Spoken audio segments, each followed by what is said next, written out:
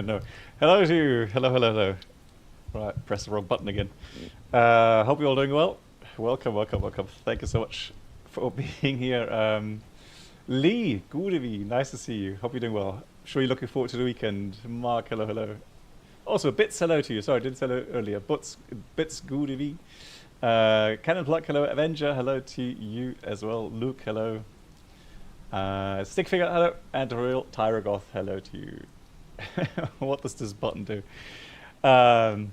Right, let me see. So Welcome aboard the Captain Black Box Twitch channel subscriber experience. Could new subscribers please make your way to the first class cabin, where complimentary drinks, snacks and premium flight entertainment will be served. Thank you. There we go, gotta get the overlay Have working. a nice flight to ENTC Black Box. BB711 beloved. Chris Lee, thank you so much for... Oh my god, Chris Lee.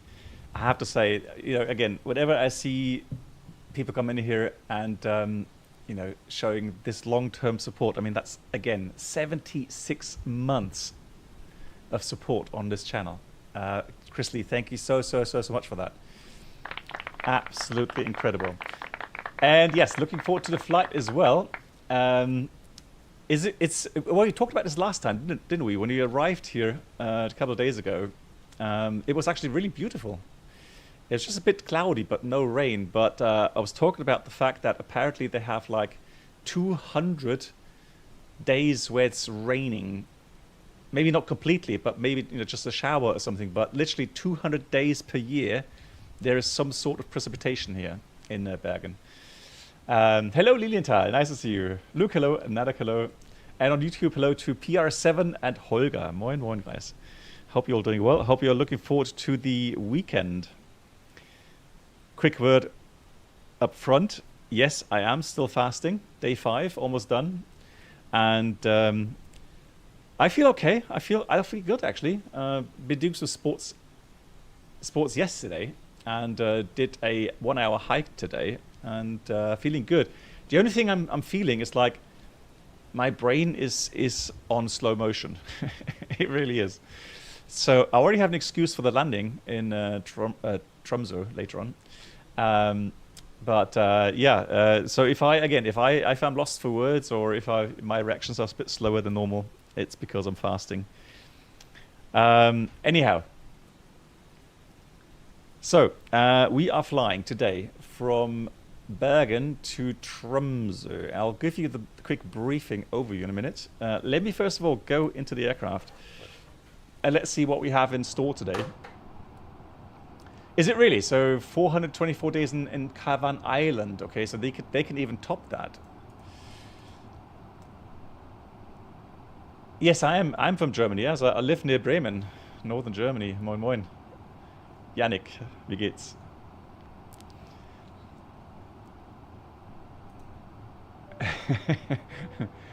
All right, guys. So the first thing we'll do, as always, we're going to have a look at the tech lookbook. Let's see if we have any other surprises. No. So the good news is, so the last time we had a door sensor failure, one left. So maintenance has repaired that, which is nice. And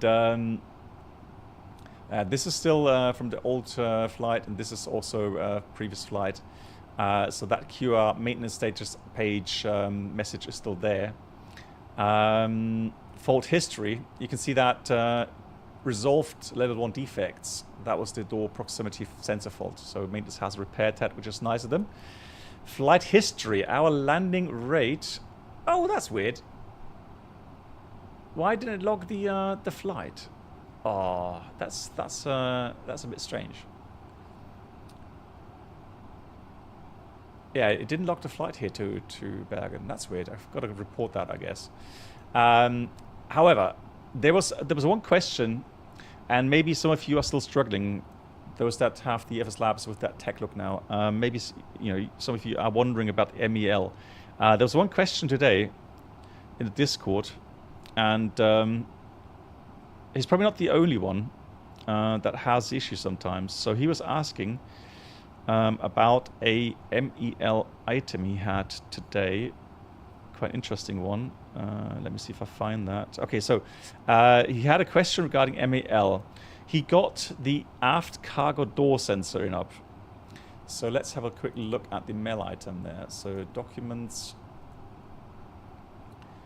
MEL, and then that was 5207 MEL items. Expand that. That was 520705 alpha. So let's have a look here. Oops. So there we go. So that's the one there. So 0705 alpha. All right. So he then got the door warning caution message on taxi out as he pressed the takeoff config button. Hey, Papa Charlie, welcome. And Dennis, hello to you as well. Good evening. Yeah, Holger, that's right. Yeah, so Moin is hello, and Moin is like, you know, too much. Yeah, I'm aware of that. Okay, so he was then wondering what he did wrong, or why did it happen, right? If that was normal behavior. And then I asked him, did you check the operating procedure? And then I think that's where it got resolved. So if you look at if you get that door indication, right, in op, you go to that MEL item. Repair intervals Charlie means 10 days from the day after the day of occurrence. None of the sensors are required. There's no placard required. However, we have an O and we have an M. What does that mean? O means there's a crew operating procedure we have to follow. M means there's a maintenance procedure that has to be followed. We don't do maintenance procedures. As the name says, that's maintenance consideration or maintenance concern. But for us, whenever we see an O, we have to do an operating procedure. Now, you can quick link to this by hovering over that, and once it's amber, you can click on the link. Let me just try that. There we go. And so this is the operating procedure, and you have to read through that. So what to do? So there's some notes regarding that the time recorded in the ACARS movement report may be wrong. And then after engine start, in case of false door alert, so if you get the door alert after engine start, just press the emergency cancel button. And that means it puts it what we call into the cellar. So on the status page, this is the cellar, we call it. So any cautions, warnings that are covered already by maintenance, and they are still coming up on occasions, if you want to avoid those coming up, especially, let's say, for example, on takeoff roll, right? Let's say below 80 knots, that cargo door warning may come up, and then it could result in an RTO. It shouldn't, but you never know, right? You know, sometimes even pilots make mistakes that, you know, you may have been spooked then by the master caution. You're saying, oh, I'm on low. I mean, below 80 knots is not really a mistake, or below 100 knots is not a mistake, you know, because it's a low speed regime, and you are allowed to stop and do an RTO for any cautions coming through until the high speed area. But anyhow, again, you want to get rid of that those messages that are then a nuisance, and then you press the emergency cancel button. So right-click mouse and then left-click mouse, and that puts the caution there into the cellar, and so that doesn't pop up anymore. And if you want to put that back up to the normal caution report, you press the recode button for 3 seconds. Hey, moin moin, Voyager, wie geht's? So yeah, that was it. So that's the only thing where he got caught out, right? So that's something, yeah, you have to consider these cases. Anyhow, so for us today, there is, if you see a MEL item, so the ATA number 31 refers to indication probably or something. Let me just check here. That refers to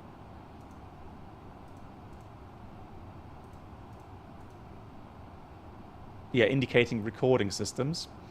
If it says 00, it normally is just info text, and they didn't put that in because it would have probably just overblown the whole document. So 00 is always just a note for the pilots, and literally all of the MEL items that show in the status page, you know, it could show status APU, for example. It could show status bleed. It is just a message really mainly for maintenance. And so if you see that being you know, dispatched with MEL and that item, the 00 means literally it's just you know, just yeah, just that the message is allowed to be in the status page. That's all it says. And so that's why they left it out, which is fine.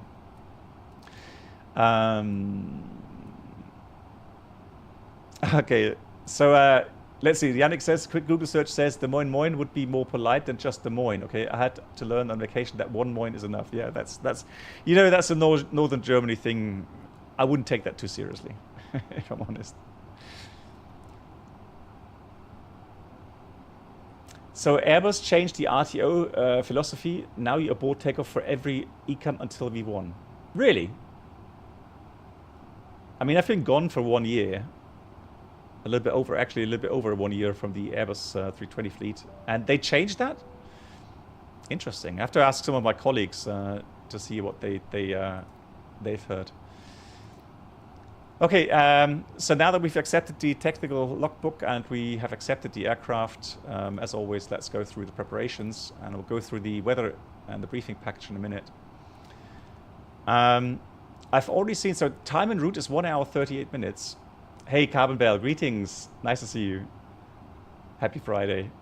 Oh, plus 2 degrees sunny, nice. Yeah, here it's been gray and misty here in northern Germany, cold. Yeah, Halifax, of course. Yeah. So there we go. Now we have, although let me just check the data real quickly. Database is current, that's fine.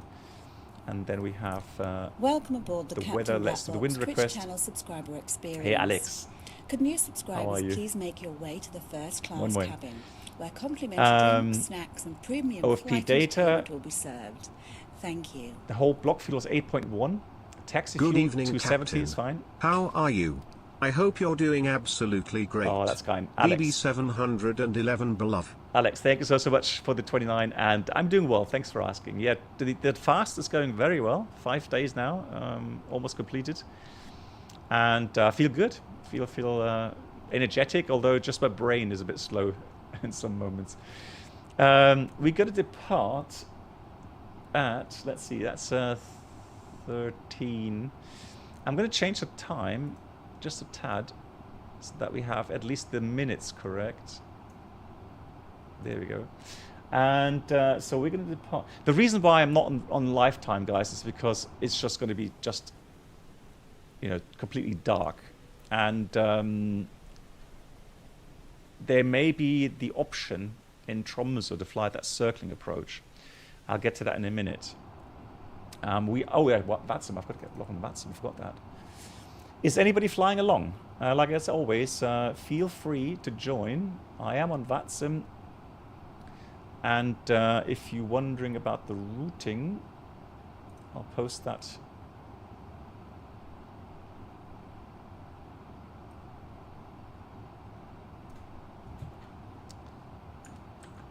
It's a fairly simple routing, interestingly enough. So that's it. So departure, then direct to Octic, and then direct. Didn't give me anything else there. Good. So we're departing on the hour, let's say, so 12:00. And going to refuel via GSX, send that off. I'm going to receive the first message. Hey, Iowa Scotsman, how are you doing? Nice to see you. Big shout out.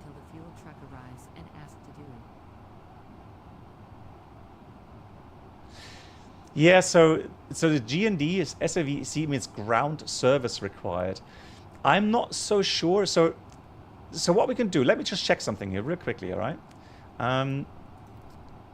So ground service means if we go to Boarding. Let's have a look here. Request. So let me do catering request. Welcome aboard the Captain Black Box Twitch channel Hey, subscriber ProSauce. experience. Could new subscribers please make your way to the And first there's- class cabin, where- where complimentary drinks, snacks, and Departure, premium that's flight pushback. entertainment will be served. Thank you.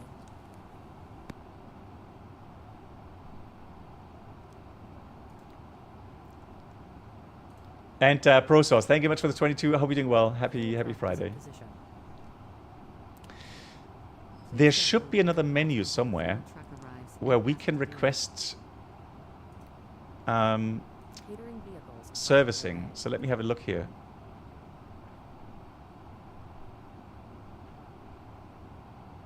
Options. No. Yeah, okay, I'm not sure where that is now. But, hey Alpha, wie geht's? But, oh yeah, look at that, now it's gone. So the abbreviation means ground servicing required. And that's in regard to water and waste. So they would have to fill up the water for the sinks and for the toilets, and get rid of the toilet waste. That's what it means. Ed Force 5, nice to see you too. How are you? I'm doing well. Thanks for asking. So now that we've got catering, there's catering coming along. We've got fueling coming along.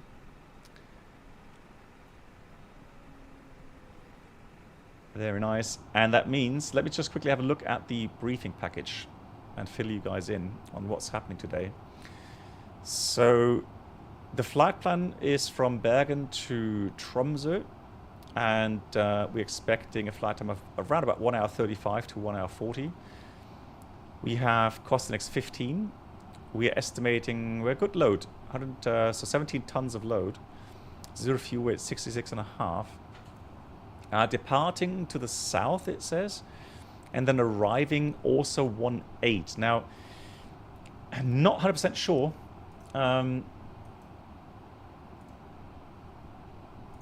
If that's going to be the case. Oh, let's keep fingers crossed we're not being blocked by anyone here.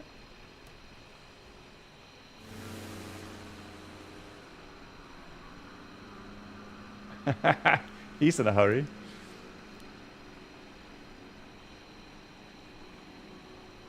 Nice. Okay, so yes, I'm still fasting, Alpha. Yeah, day 5 almost finished.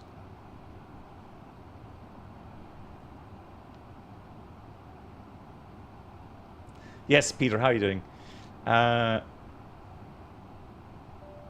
Oh no, Peter, that's a nuisance warning. I think that must be a bug here in the FSLabs. I have to put that to the devs. Yeah, I'm seeing that every time. Yeah, that should not be in there. So we were talking about briefing. Yes, I'm doing well, guys, and that's the reason why I won't be streaming Saturday, Sunday. I'll be streaming Monday again. 2 reasons. One, I'm fasting, and my brain is just not keeping up to, or being able to concentrate for so long. But another news is that I may get my new PC tomorrow. So I would use the time over the weekend to get everything set up on that new PC. And then hopefully have that that ready by Monday evening for the next stream. Yeah, back to normal weather in Bergen. Yeah, absolutely. Hey, Sir Kelts, Black Box is any way to reset livery to brand new ID. You want to simulate a new aircraft from start. Well, yes. If you go, let's have a look. If you go... Oh, that's a good question.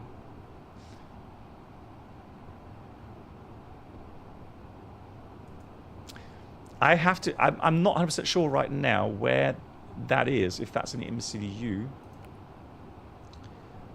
Options.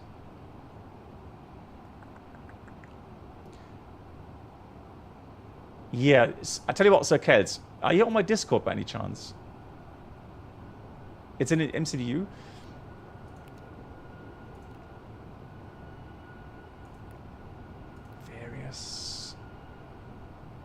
Next page.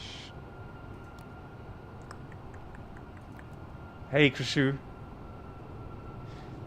Oh yes, there we go. So sorry, here it is. I didn't read that. You see my brain. So here it is, Sir Kelts. Here it is. Reset this airframe. So I think this should also reset your, to put this to brand new aircraft. But I will put that forward. I will put that forward to the devs just to make sure that is the case.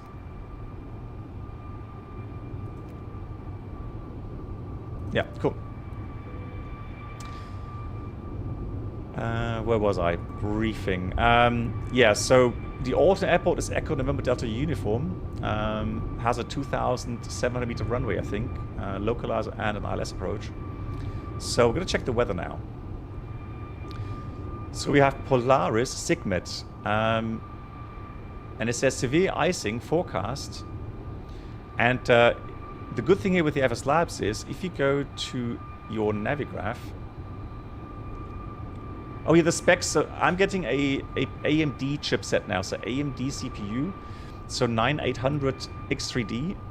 I'm going to take the GPU which I have here, the 4090 over. I have RAM, which is faster. 64, so only 2 sticks, but 64 total RAM. And a 4 gigabyte SSD or SDD.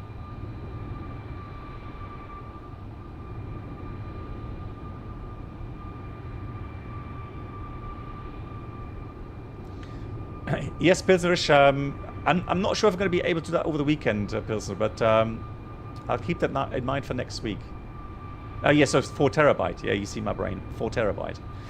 So I was just saying that if you want to go and look at Sigmets, you can go onto this map. Here's our routing. And that's the Sigmet. And I find that so cool that it actually prints that in. So we'll be overflying this area, and the severe ice is only surfaced to 2,000 feet. So that does not apply to us unless we have to do emergency landing there somewhere. Yeah, and we can see lots of rain, bad weather en route, but nothing major up north. And yes, we are going very far north today. Look at that. Very far north.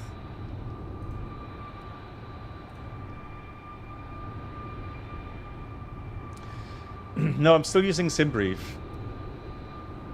Yeah. Yeah, they did have to restock. So Germany, it was quite hard to get the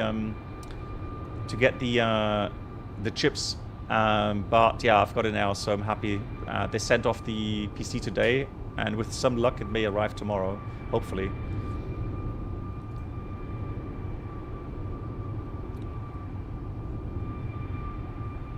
So one more thing I want to check.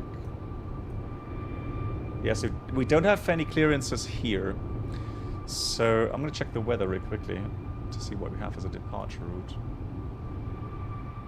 That's menu departure ATIS. Yeah, 2020, exactly, Alpha. Yeah, I'm still on max at 2020.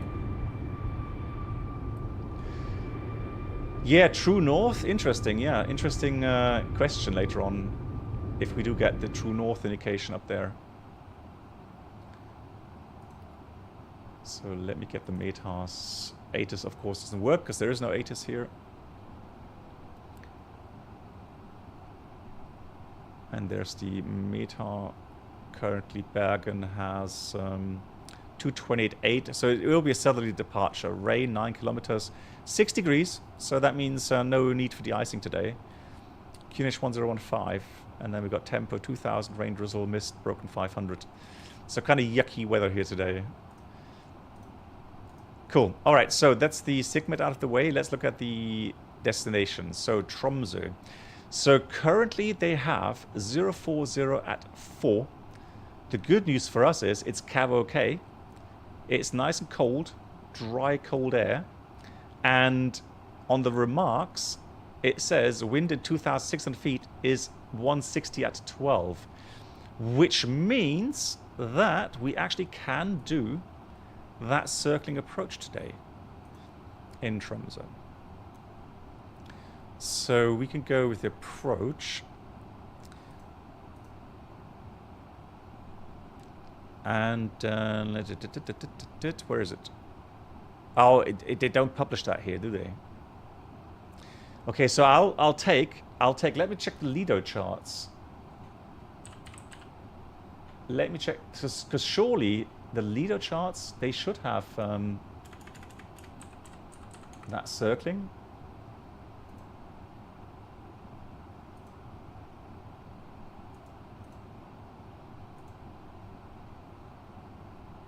Okay. Okay, they don't have that, but it means, and I'm not going to be able to show that on screen, but what I'll do, I'll use my real-world charts, and then we're going to program in, as a little exercise later on in cruise flight, we're going to program in the waypoints to fly that visual approach. And if you haven't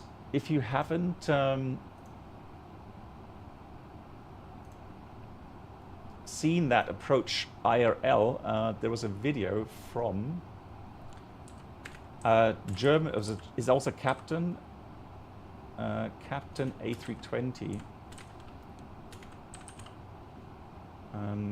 The thing is that he's German speaking, but I mean, for the video itself, it doesn't matter, right? Because it is a beautiful approach. So here's the link to that video, guys. Absolutely amazing approach, and he's flying that circling approach. So I'm literally hoping that we're going to get exactly that approach later on. So keeping fingers crossed.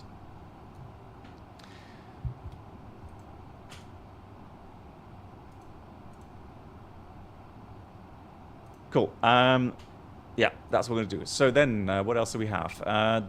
Otherwise, the weather cav okay, nothing that changes, apart the wind being southerly. So beautiful weather up there, no threats whatsoever, and our Åland, not Orlando, but Åland as the alternate, has light rain, few 800, broken 1800, 4 kilometers tempo, broken 800. So it's not terrible, but it is, you know, it's got some wind, freshening up winds from time to time. Lower ceilings, so we'll monitor that later on as we go up north.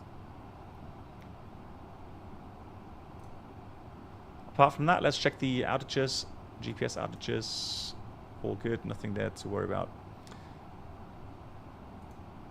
Runway analysis. Okay. Cool.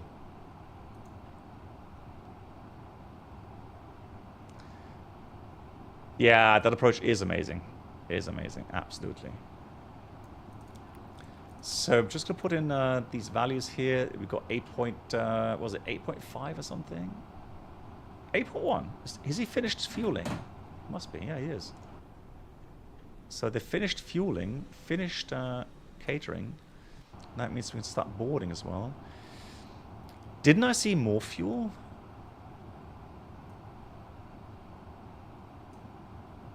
No, 8.1 is correct. So, yeah, we have a bit of extra. Just in case I want to go around, we can do a second approach and divert to Santa Claus. And Crytek, hello, hello. Yeah, Yannick, absolutely, try that. Yes, exactly, Peter. We're going to do that special approach. Absolutely, try. Cool. Alrighty. No. Let's go ahead and go fuel 7692 was delivered. Liters, density, difference 0.1. So anything below 0.3 is fine. We'll send that off. Oh yeah, by the way, so what we do here with that fuel check is, so the aircraft knows the quantity before. So the quantity that we had when we shut down the engines. And then it knows how much we have on board now. So it says that supplied, so the fueler uplinked the values. So he said we fueled up 7,692 kilograms of fuel with this density, supplier code, the company BP, And so what we do, we enter that here in the box, and that will work out if the logic is correct. So it'll say, okay, so 7692 kilograms is no, sorry, liters, not kilograms, liters is 6.2 tons plus the 1.9 remaining should give you 8.1. Right, so it says right now he's sensing 8.0, so fuel difference is 100 kilograms. And why do we do that? It's a fuel check. So if there is for any reason a problem with the indications or the uplinked fuel, etc., we will get a difference.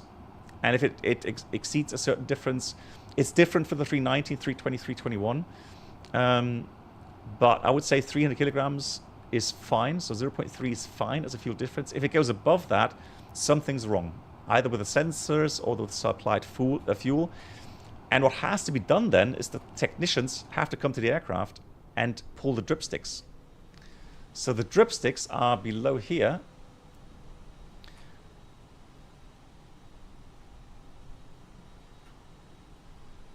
Let me see if I can find one, if they've modeled that.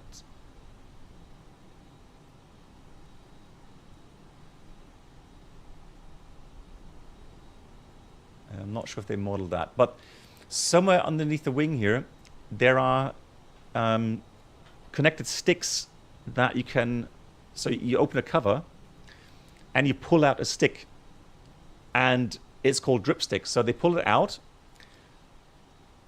right? Well, yeah, pull it out, and then they measure at what point it stops dripping, so the fuel doesn't drip into the tube, and that way they can physically measure the fuel values. So they have tables, so they know, at what point, how many centimeters to pull the stick out, or the dripstick out. They will know then how much fuel is in the tank. And again, that is just to make sure, and it's a vital check, because we've seen what happens with that A330 or something over the Atlantic that had an issue with the fuel indication. And oh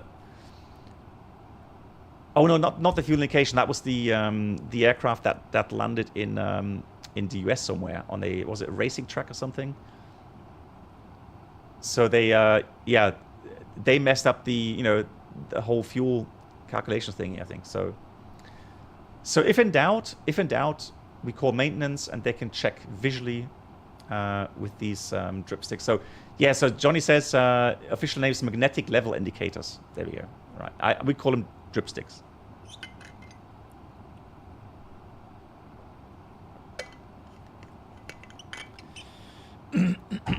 Ducky.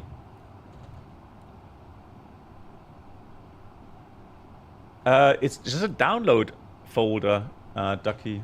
Just so you can select the folder you want to download that. And for me, it's the Windows download folder where I've stored it. And yeah, so Avenger, good point. So imagine this. So if you like take gallons or something, right? Now here, it already translates that into gallons, okay? Which would not be the case, right? So let's say we get an uplink, so 2,000 liters, 2,000 gallons, right? But if our units were on liters, then that would be totally messed up. Exactly, the Gimli glider, exactly, Pilsner, yeah, exactly that. So again, this is just to make sure that we have a matching fuel value from what's before and what's delivered. And if that doesn't add up, we check with the technicians. All right, boardings, let's go request. Board now, request. Boarding requested. Ducky, ja, im Download-Ordner. Mal Download-Ordner. Da müsste es drin sein. But Ducky, the thing is this, so let me just, so what yeah, that's why you download it. And then it installs the control center first. And you install the control center first, and then in the control center, there you actually install the add-ons.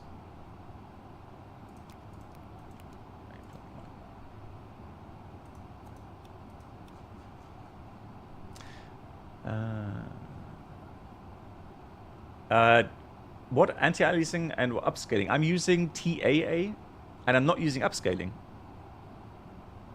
So I'm using frame generation to increase the FPS on my monitor, but I'm using TAA. I'm on a 4K monitor, yes. It's not really a monitor, it's actually a TV screen.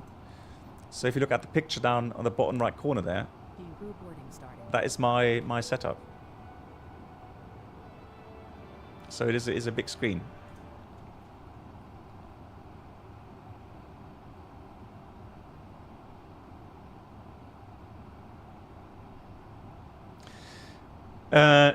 The add-ons will be saved. So Ducky, the add-ons will be automatically installed in your community folder. Now, if you have an external community folder, you have to point the installer to that.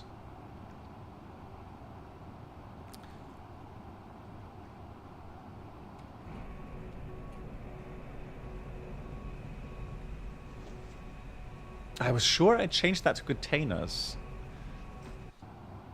Not sure why it has baggage belts again.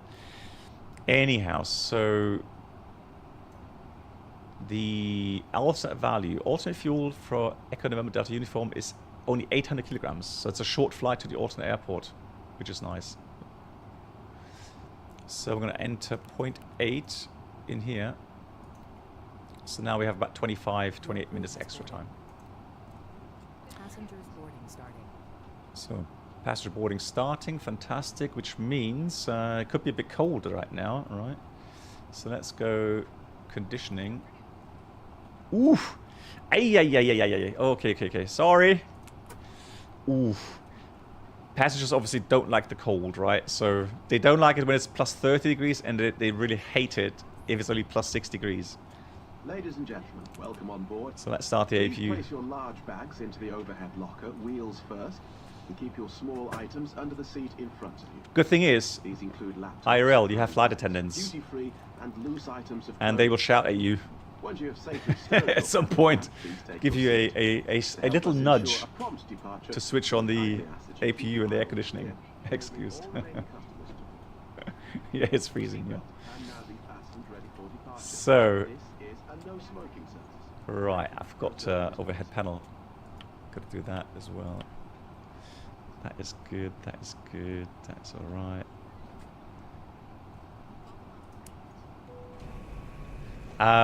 It's so dark here.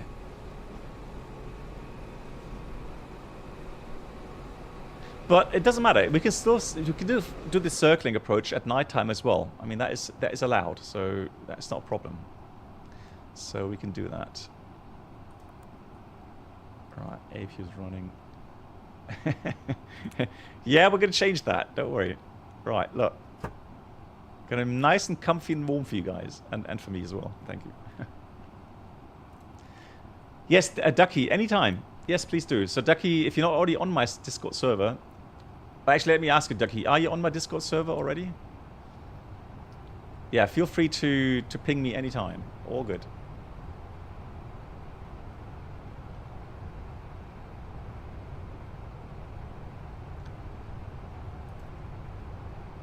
So one feedback that I've heard from people is that they find the air conditioning too loud. You can decrease that a bit if you want. That's fine. Cool. Right, so that's now filled out. Diffrips, data init is done. Flight plan, departure. 17 departing on the Intum to Charlie departure. Intum to Charlie. Insert. And the arrival, now what I will do is I will enter the arrival with the RMP approach. And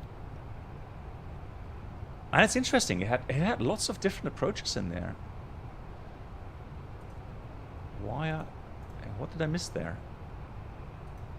Sorry.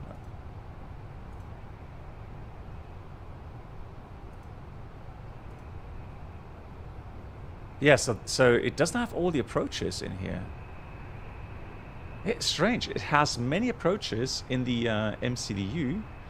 We'll check that during the flight, because maybe it actually has that approach somewhere. Okay, Ducky, yeah, then please do. Please feel free to...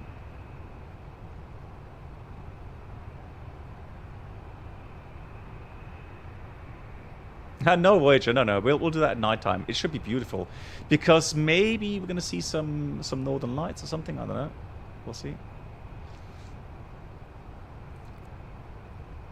So let's check the routing real quickly. Arrival, that looks closed. We'll check once the map is available. We'll check that again.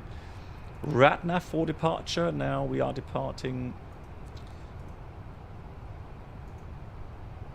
here on the Intum to Charlie. Let's put that to nighttime. It's a bit bright, isn't it? So Intum to Charlie, left-hand turn, 6,000 feet. So it's 170 degrees to Unput, then Bravo Romeo 531, Ekrel, Bravo Romeo 533, and then Intum. Please place your large bags into the overhead locker, wheels first, and keep your small items under the seat in front of you. These include laptops, handbags, duty-free, and loose items of clothing. Unput, Bravo Romeo 531, and there we have Max 250, that's in. Then we've got Ekrel, we've got Bravo Romeo 533, Intum. Perfect, that's all in there. Excellent. So, diff rips. Now, let's go secondary flight plan, copy deactive. And then we do a quick return in case we have a major failure. And we need to land quickly. We'll do the ILS Whiskey 17, no star, no via.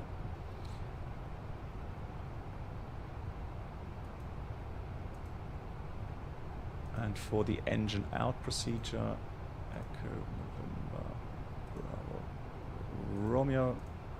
Oh.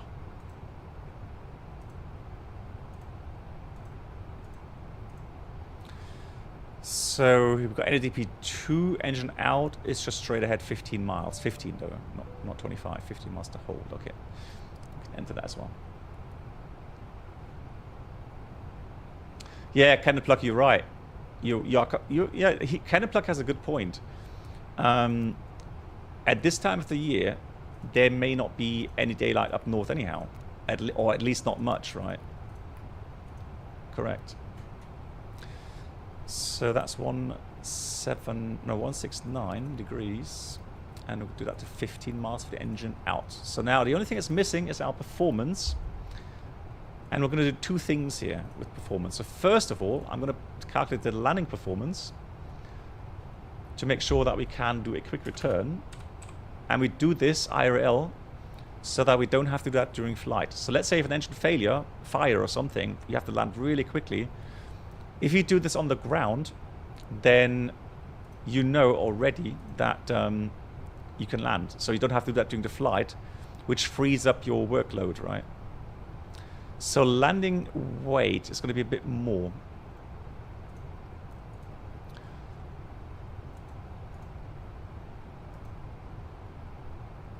So it'd be about 74 tons. So we'll change that to 74.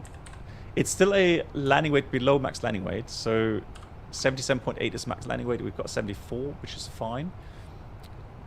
Here we have, that was 6 degrees, 1015. Yeah, 1015.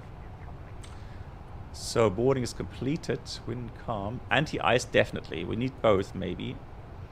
Air conditioning on, config full. Let's calculate that. So we have... Oh no, hang on. Why did it change that again?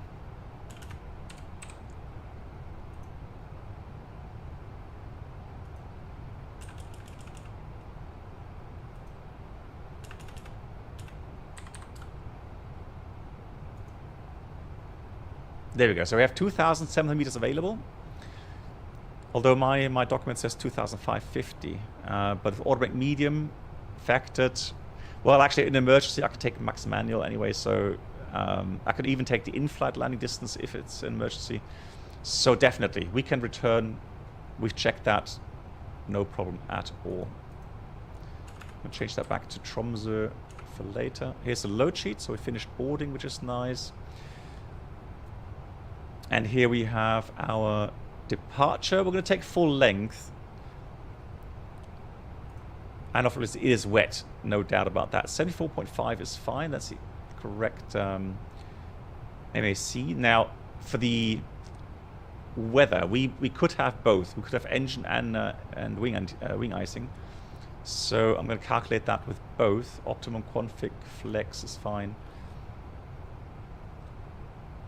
And there we go. It's giving us a 1+F takeoff.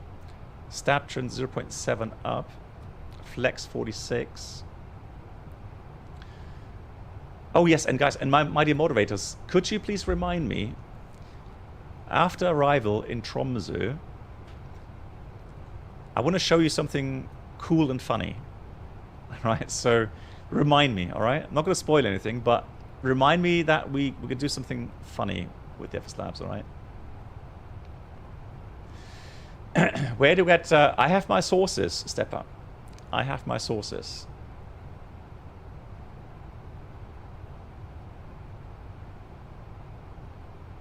Yeah, Yannick, right? So, yeah, we're going to take that. I'm happy with those values. We'll take the lower V1. Gives us 282 meters stop margin, which is fine. Not really limited in any form. Cool.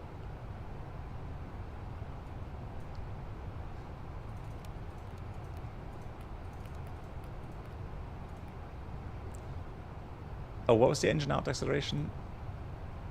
1700, okay. 1700.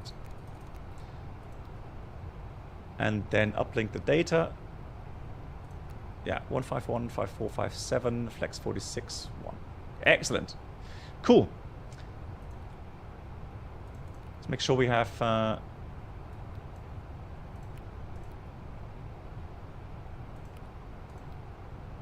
nav aligned. Oh, that's interesting. Did I find a bug here?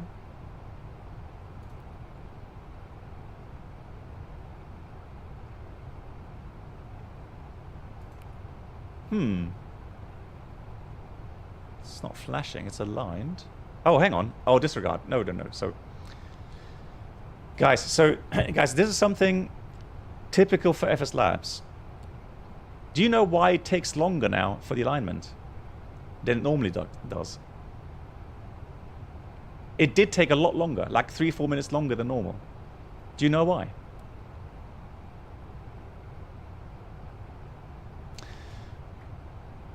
No, not the weather, no. Exactly, latitude. Exactly, guys. Latitude. So, now you're wondering, what's the latitude got to do with the alignment? Well, you know that the alignment is done by giving the aircraft an initial position. Okay, so the aircraft knows from the initial position where the aircraft is located geographically. It then does, as you do the alignment, as you switch on the IRS, as you switch that for the alignment, what it does, it uses the accelerometers to measure the Earth's rotation. Welcome aboard the Captain Black Box Twitch channel So subscriber the experience. correct me if I'm wrong with the name, but Coriolis force. So the rotation force that can be measured is stronger towards the equator, obviously, because the movement around the Earth axis on the equator is faster compared to being very high up north or south.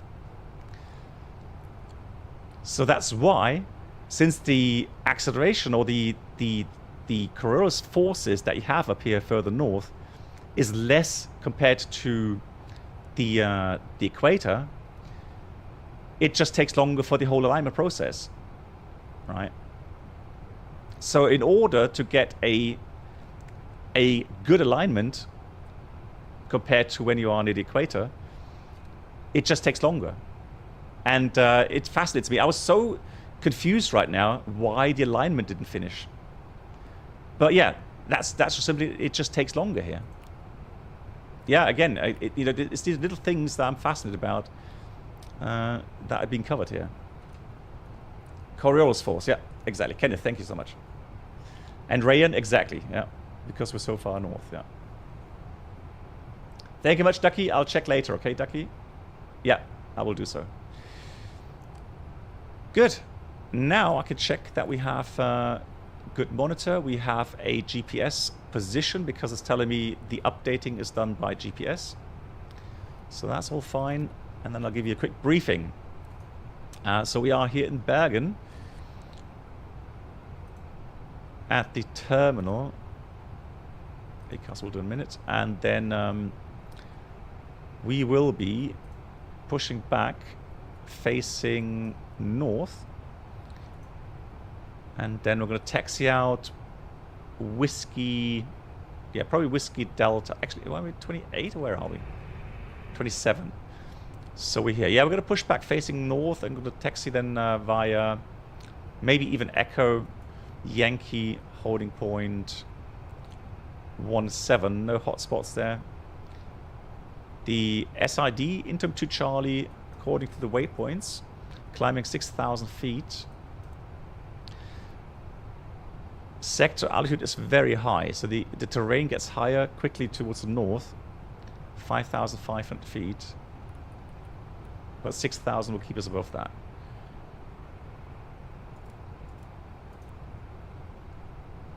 Mad Cat, thank you much for the 4 months. Mad Cat, how are you doing? Thank you so much for your support, my friend. Welcome. Happy Friday. In case of engine failure, runway track acceleration is in 1700, cleanup will climb. Well, if you stay here on this side, 3000 would be safe. So I'm going to climb 3000, stay east, stay west of the airport. West of the airport, get radar vectored approach. Back 17, landing distance no factor. We can land anytime.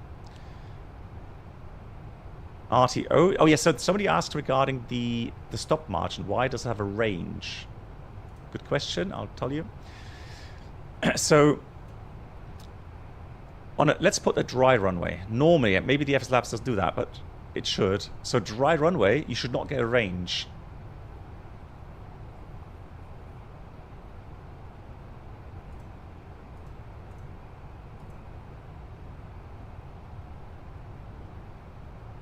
I don't know why. So normally you would not get a range because on a dry runway, you just have one stop margin.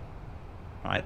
There's no range of stop margin. What it does here with wet runway, it optimizes then the different cases, go case, stop case, and so on. So if you take a lower V1, so that the decision speed to continue the takeoff lower, which means it happens sooner, means you have a more stop margin. You have a higher stop margin. So that's why you have for the upper. So for example, if I was saying, oh, you know what, I'm happy with 222 meters of stop margin. That is enough reaction time for me. I'll take the upper V1. It means I have 3 knots more time, which is only like not even half a second, I think. Right? It's literally, it's not much, is it? Regarding reaction time. So, but nevertheless, it can give you a much bigger range. Sometimes it could be like 130 to 150. It's like 20 knot difference. And then it does make a huge difference because if you take the upper V1 range, you have more time to decide to do an RTO. So there are some cases where the captain may decide and say, you know what, any larger failures, I don't want, let's say the weather is horrible, right? Horrible winds, and it just would hate to fly single engine and try to land with 35 knot crosswind, let's say. So that case, you could go, okay, I'm going to take the upper V1 because then I have more time to do an RTO in case of engine failure. Does that make sense?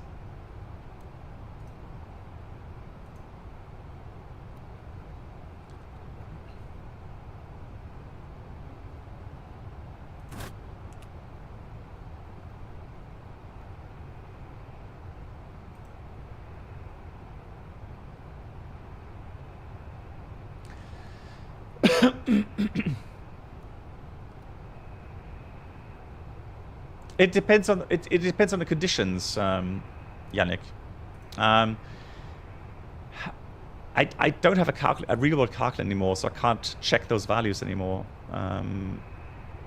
compare them. But I mean, yeah, usually the gap is a bit, or the spread is a bit bigger, normally. But again, we'll just take it as it is here. Cool, then let's read the first checklist. Let's go ahead with the 320 normal checklist. Pin that.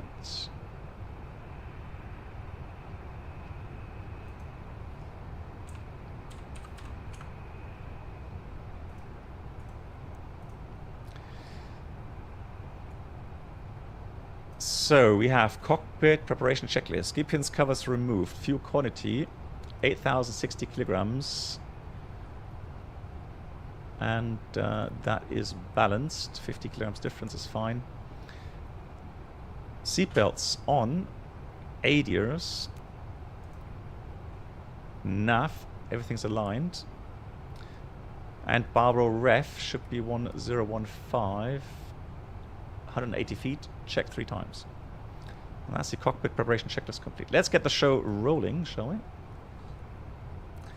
And JW, I'm not going to make that call for you.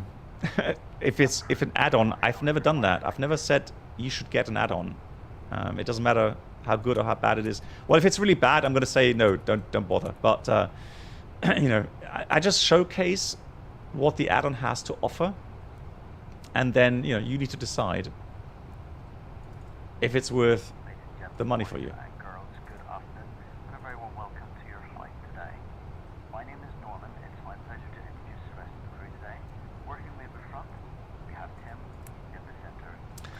So for the pushback, let me just quickly go into the MCDU here real quickly. ATSU. So departure, let's do pushback.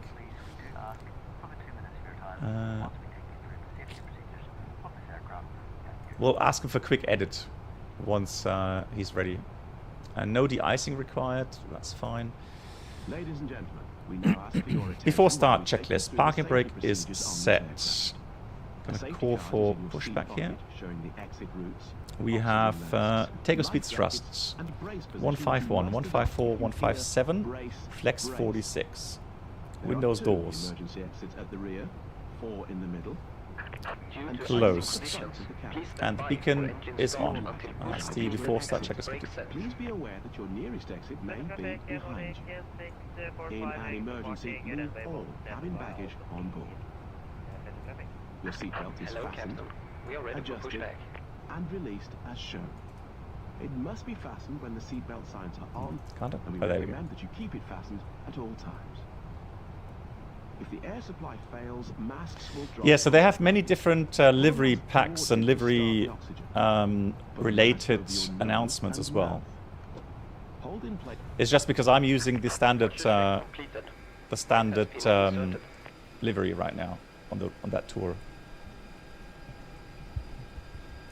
How does this bird stack up against the Phoenix?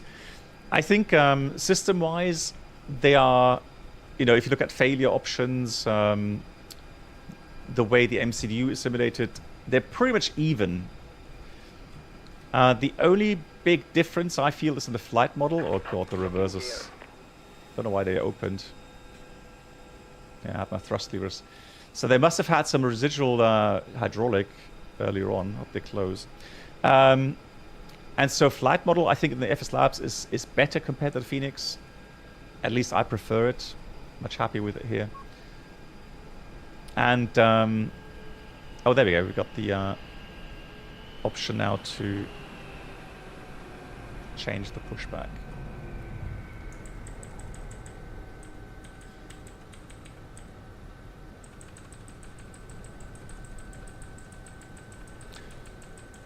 So sounds, I will have to agree that the sounds in the Phoenix are better compared to the FSLabs. I mean, there's always room for improvement. And but the textures for me, I am happy with the textures in the FSLabs. I don't think they're that bad as people make it out to be. Due to icing conditions, please stand by for engine start until push completed and brake set. Isn't there... So unsafe, did you go through the manual? Brakes released, ready for push. Push. Oh.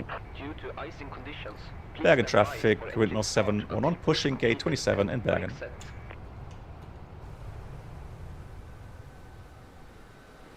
It looks like we may have some people joining the flight. What a horrible day here. Oh my god, the weather's so bad.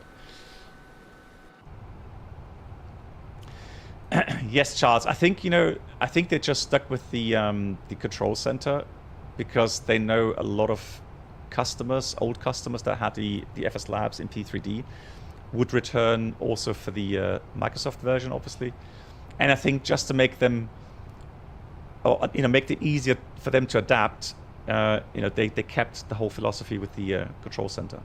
So for new, I accept the fact that for new customers, it may be a bit, you know, confusing at the beginning. At Force 5, you think the textures are better than the Phoenix. So you see, that's the thing, right? At Force 5, it's all about personal, you know, preference, personal kind of perceptance.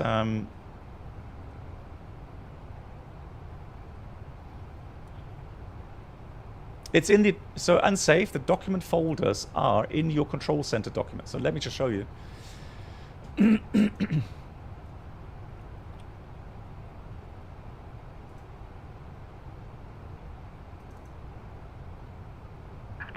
Set parking brakes.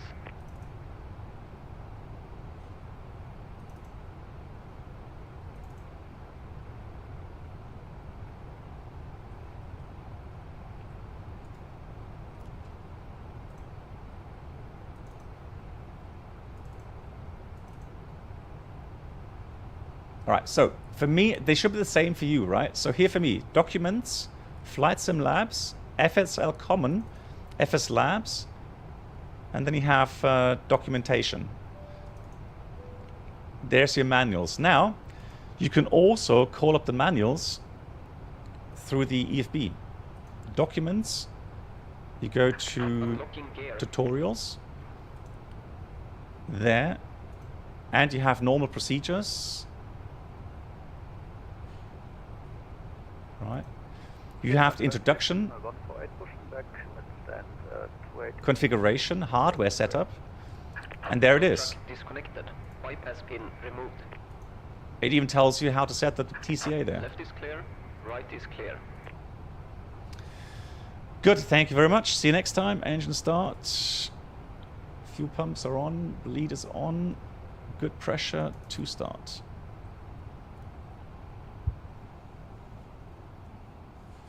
Yeah, welcome, Unsafe. My pleasure.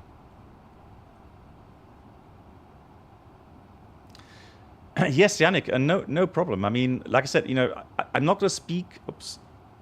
I'm not going to speak for everyone with regards to, you know, if they should get an add-on or not. I just showcase. I tell you what the add-on is all about. I tell you how it flies.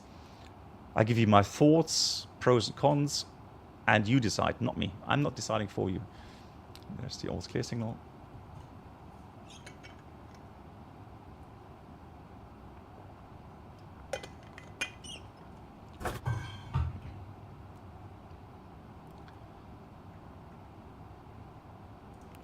Is it me? Did I change the sound for the engines here?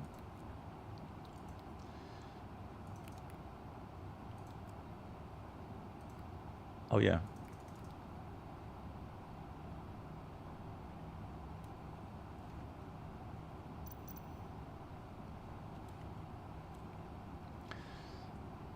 Let's start engine 1.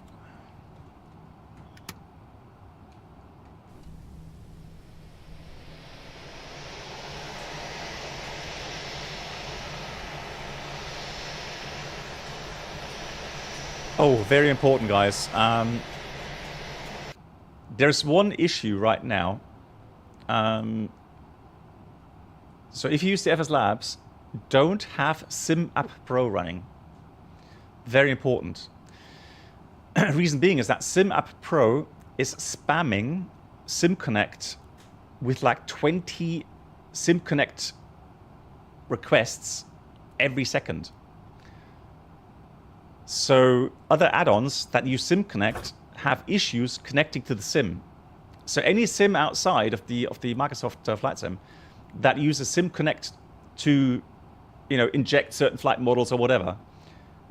So if you have Sim App Pro from Winwing running, you may run into issues. And it's not just the FSLabs, it has other add-ons have the issues as well. And be aware of that, please.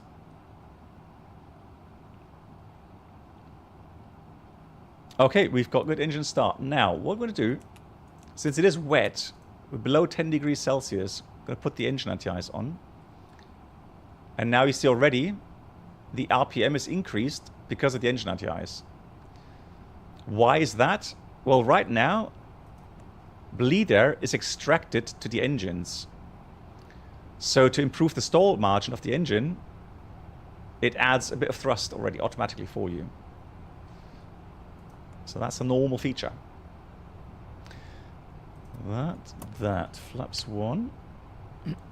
Trim up 0.7. Flight control check. Full up. Full down. Neutral. Full left. Full right. Okay, so the board... Oh, say Ryan, sorry. Full left. The boarding. Have you updated GSX? And then, if you go to boarding, make sure... Hang on, let's have a look. Options on... Atsu menu boarding request. Oh, no, there's no option anymore to... Yeah, so the only thing I can think of, update GSX. That's important.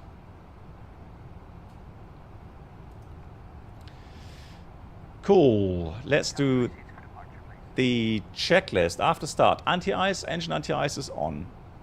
Ecam status, checked. Pitch trim, up 0.7. Rudder trim neutral. After start, checklist complete. Bergen traffic, wind 711, taxiing runway 17 in Bergen.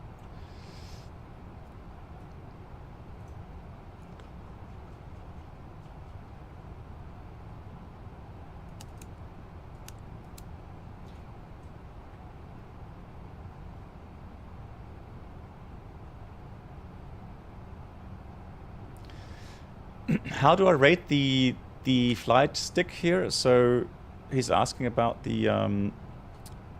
so I have a Warthog, Thrustmaster Warthog base. And on top of that is the FS Project's A320 Captain Airbus stick. So the size, so the whole... the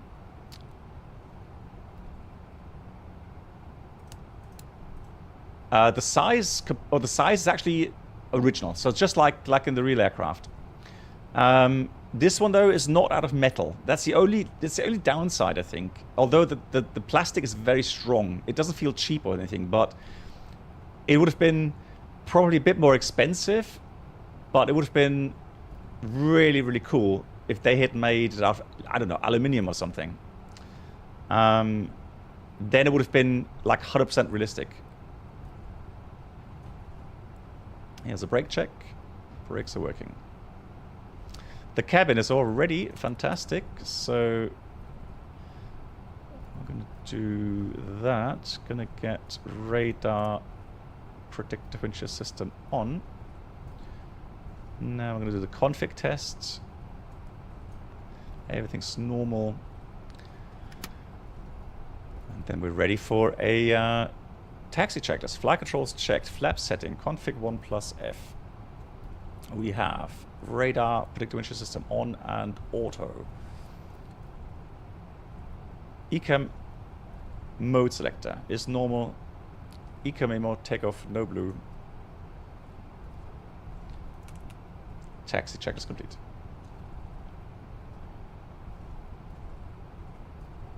Well, Ryan, no. So Ryan, you have to accept. Just understand that it doesn't matter what base you have. So even the Warthog Thrustmaster, while I think it's closer to the real aircraft, as you know yourself now, the real aircraft has a much stronger dampening system. So I think if you really want to get that kind of effect, you've got to go with a force feedback stick, like Monza or, you know. But we're talking much, much higher costs in that case. Yeah, so Yannick, exactly that. So the stick here is, I like it because it has some some resistance on dampening. It's very smooth, right? That's what I like. But it is not 100% realistic. The real stick needs more force.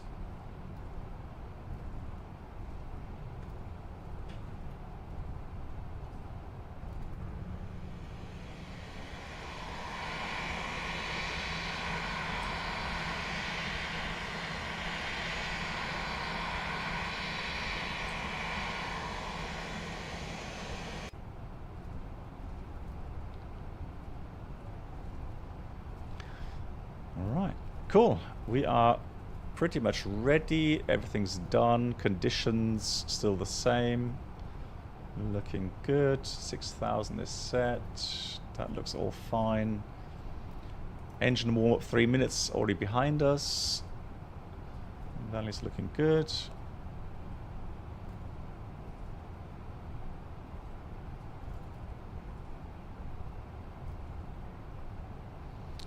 So I have a WinWing stick and you're thinking of upgrading, yeah. To what, Yannick? To what stick are you upgrading? I've never used the WinWing flight stick. I have the WinWing was it Apache throttle? But otherwise I have not. Oh, really, Holger? Next gen? I've not seen that, Holger. Thanks for the tip. Yeah, they contacted me because of another video for the Thrustmaster yoke, Boeing yoke. So I'm hoping they will contact me again to showcase and make a video about the new products, the next gen products. Cool.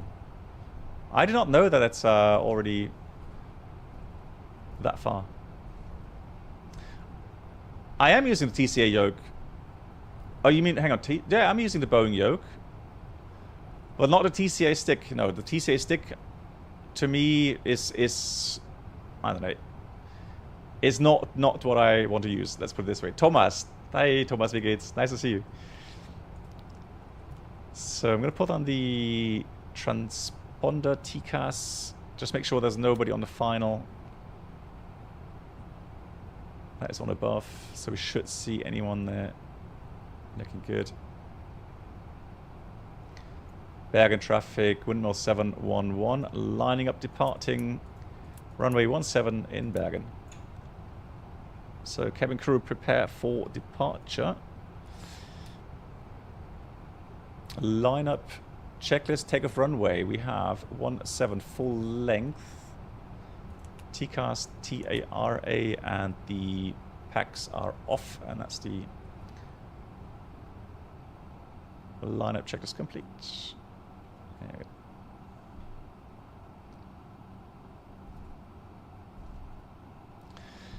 go. Yes, Dennis, back then that was definitely an issue, yeah.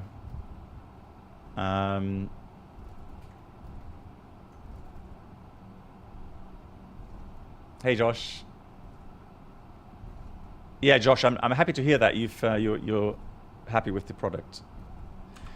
So there we go. Let's go. Let's start the chrono though.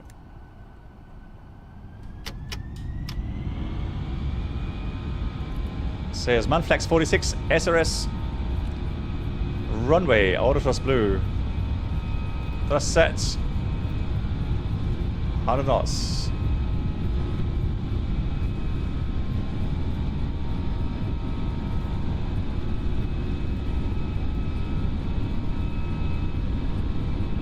V1, rotate.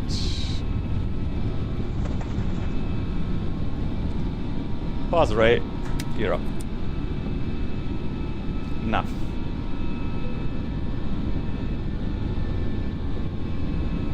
Wow, there's a lot of wind here. Look at that, 50 knots already.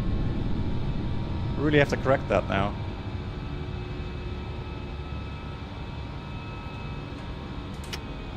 Thrust, climb, out blue, auto thrust.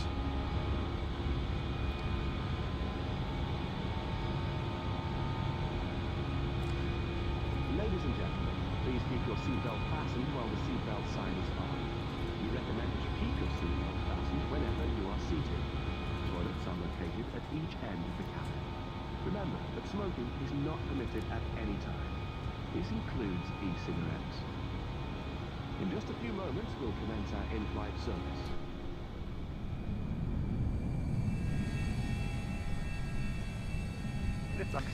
Someone was asking last time if the lights reflect off the clouds, and I just saw that it does. We accept payment in pounds. Here's autopilot 1. Currencies and debit or credit cards. The correct change would be greatly appreciated. And if we could be of any further Flap 0, speed check, flap 0.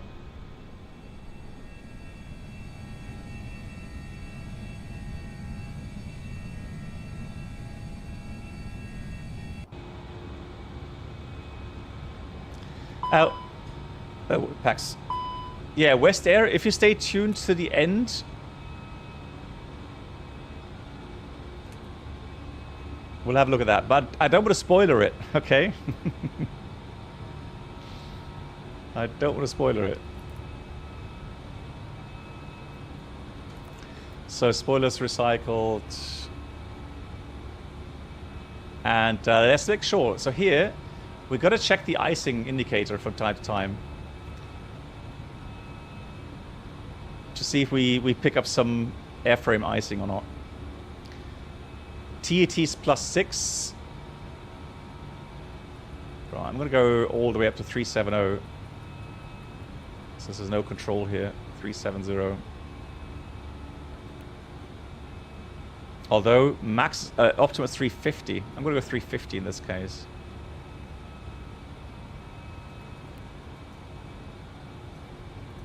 I'm going to put that in here, 350.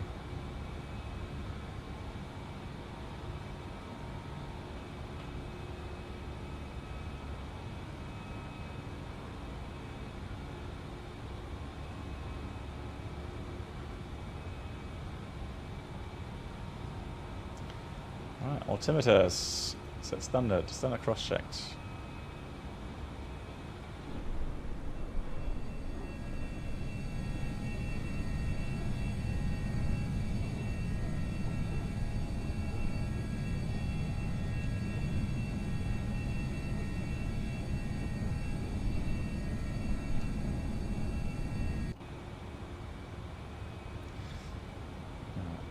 It'll be interesting to see. Oh, there we go. Look at that. Now we have some icing. You see? Just picked that up. Yeah, definitely some icing there. So time to switch on the wing anti-ice, so that we don't have any performance issues.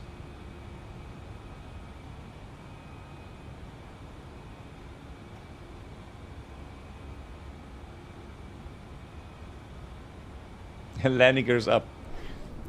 I don't know what you mean. I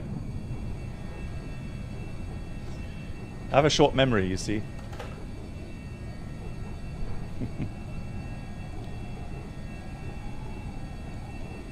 Yeah, short-term memory helps sometimes. I'm not gonna lie.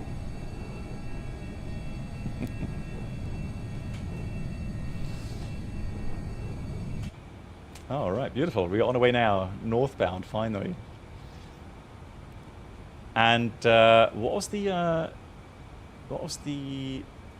wind component today? Let me just have a look.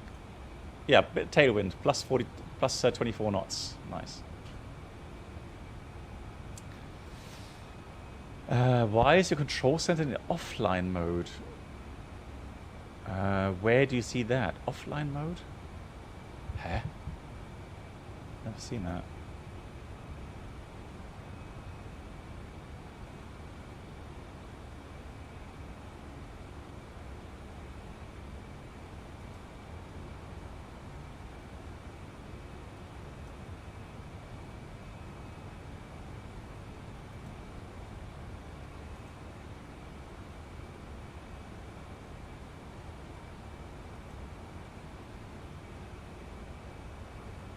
Hang on. Oh, there we go.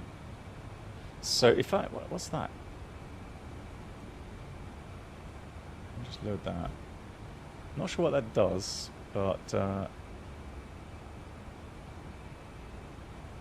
let's keep that there.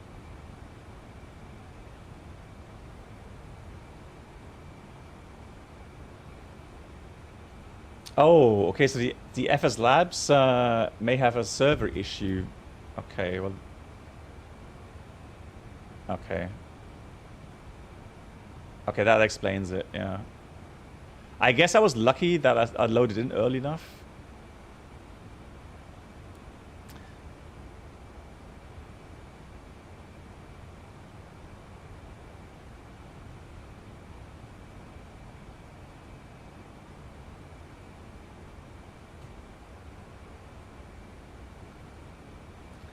Yeah, Gonzalo, I'm hearing a lot of people having... Oh, it's down for everyone. So I wonder what happened. Hang on, let me just check with the devs.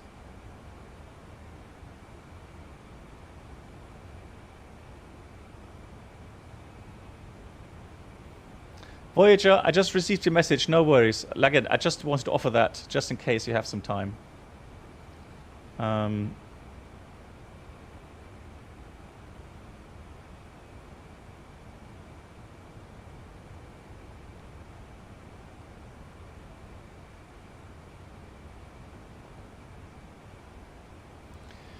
Right, yeah, we have accumulated quite some icing there.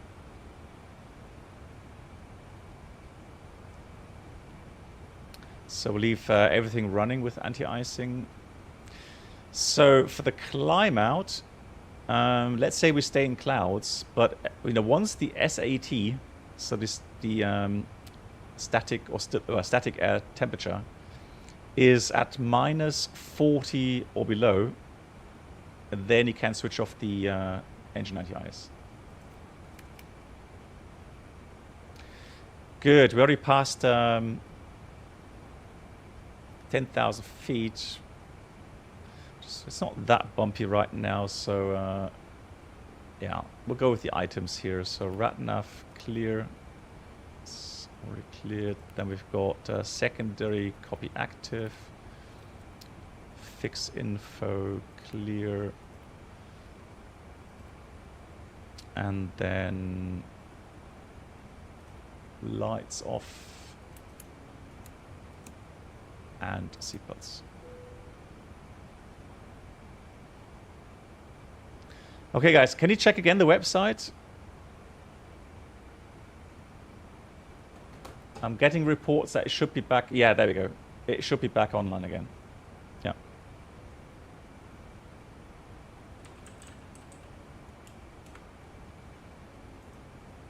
Yeah, website is loading for me as well. Yeah. Online. Okay, fantastic.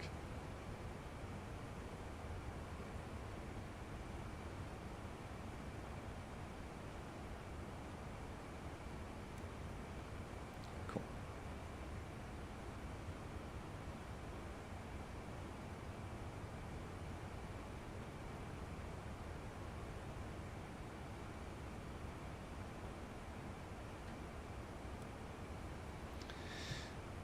Right, okay, so 350 it is. I'm hoping that we're going to be... Wow, look at that. You see how it built up all the time? Look at that. So it started out fairly small, now it's almost completely covered. So that's definitely ice there.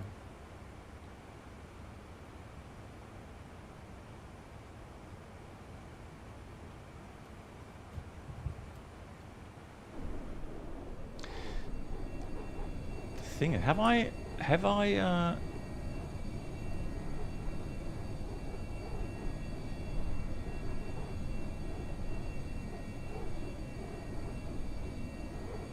options, icing, yeah, so icing is on, and you can see there's definitely icing at the airframe. So hey Ted Barker, buenas tardes, guten Tag, wie geht's?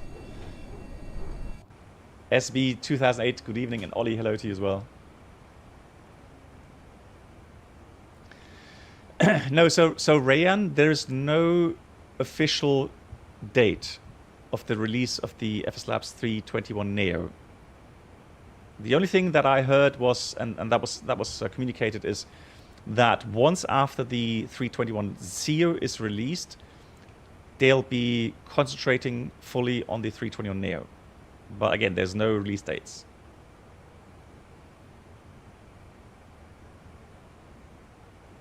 But I think you can rest assured they have a very high motivation to get the 320 Neo out as quickly as possible.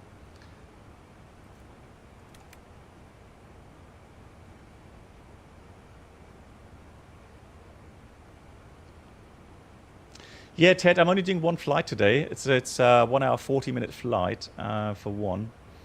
And yeah, my fasting is going well, but I feel kind of, I can't concentrate for too long.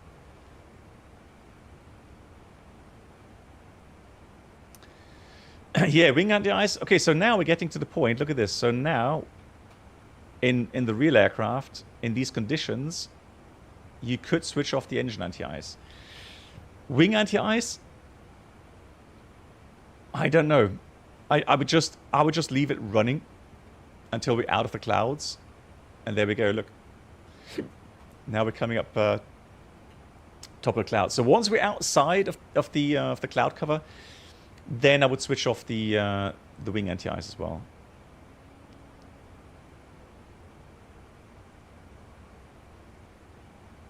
Okay, so Scania, my answer would be, so if you already own the Phoenix, you already own a very fine product regarding the 320 series, right? So let's say you own the 321 as well, right, from Phoenix.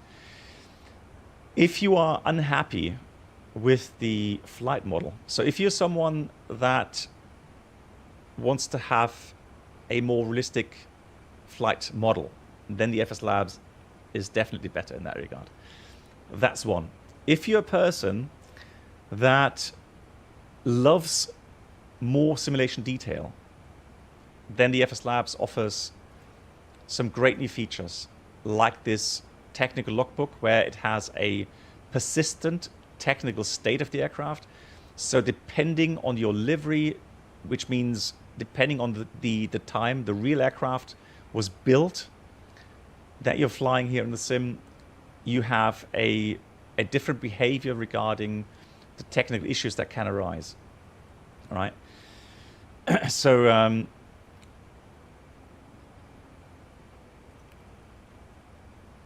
you know, you have options there in the failure listing. You can select how often failures occur, etc., how hard the failures should be.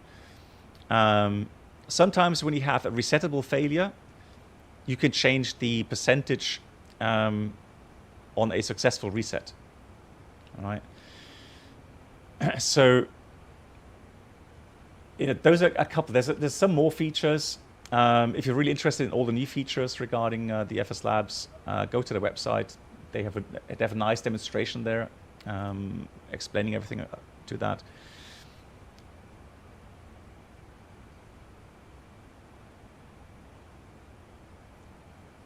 Yeah, so again, I'm not making any, you know, I'm not taking a decision from anyone. I could just showcase and answer questions like just you have posted. So overall, so this is the key thing, really. So for me, why I prefer the FSLabs over the Phoenix is the way, oh yeah, and GSX integration here. GSX integration is just brilliant here in the FSLabs. So it means that it does remind me, it does take me back to the time when I actually flew the 320 series in real life, where, you know, you come to the aircraft, you power on the aircraft first of all, you check the technical logbook, you have a look, okay, so what's, you know, what are issues currently? Is there any operational procedures I have to regard? You know, can I accept the aircraft as it is, or do I call maintenance to have something repaired? Right, I have the option there. Once I've done that, you know, I can go ahead and get cracking with the preparations and so on. then once I've prepared everything and do my briefing and yeah, everything regarding boarding, regarding refueling, catering, pushback, it's all there. It's so nicely, neatly integrated with everything. So it just, for me, it is more immersive, absolutely. Yeah, so weather radar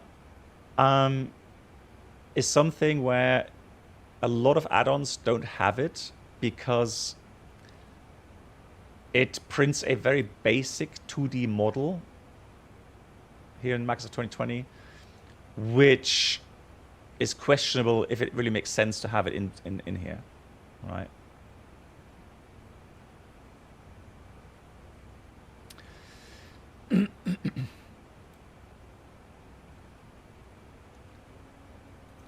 I've not used state saving here yet, but if you go to options, no, hang on, what was it? Where was that? Oh, another very cool feature is the jump ahead feature. I demonstrated that already. So let's say you're doing a very long flight and you're not really interested in doing, 2 hours, 3 hours cruise flight. You could jump ahead to a waypoint. You can select a waypoint, fuel on board, or that waypoint will be given to you, etc., etc. You can change that if you want, and then just zoom the aircraft towards that. I think that's a cool feature as well for some people. Options. Is it just on the ground? I think that you just get the option on the ground. Doesn't it have on the ground regarding aircraft state?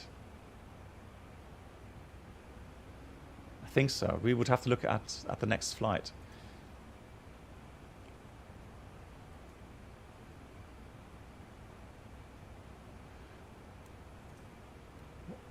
But yeah, I think you can use that.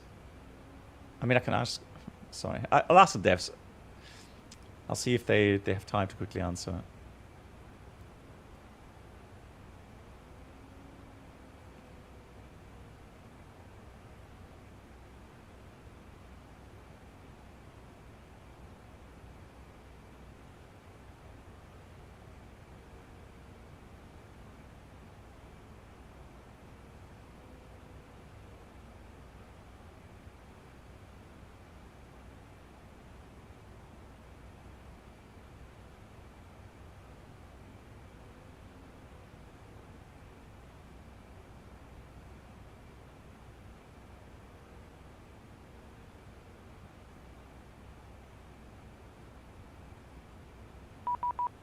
Oh, we have Polaris.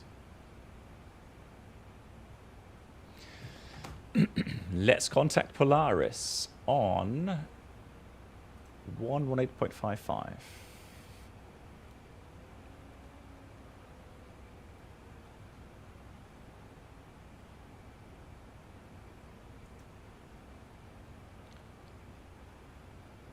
Dial up the volume a bit.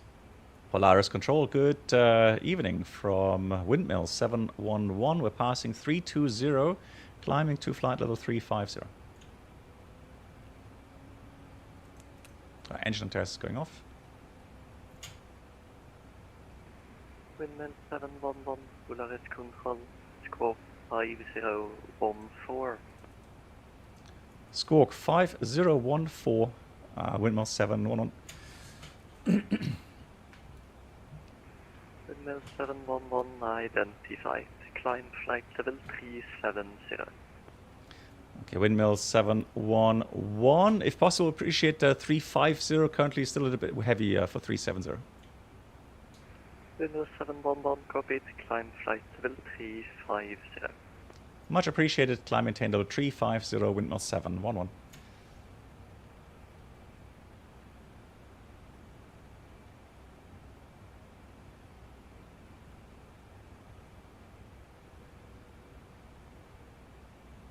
So yeah, Turk in the US, the 321 has since it's a longer aircraft, it has a bigger center of gravity range, right? So yeah, you could definitely have... Polaris Control, good evening, Windmill 148, passing level 340. That's a voice I know. So that's why you have these settings sometimes, right? Let's say you have a lot of weight in the front of the aircraft. So let's say a lot of passengers sitting up front, or you have some cargo in the front. It can push your center of gravity forward, which means you have to put on more nose up trim on takeoff.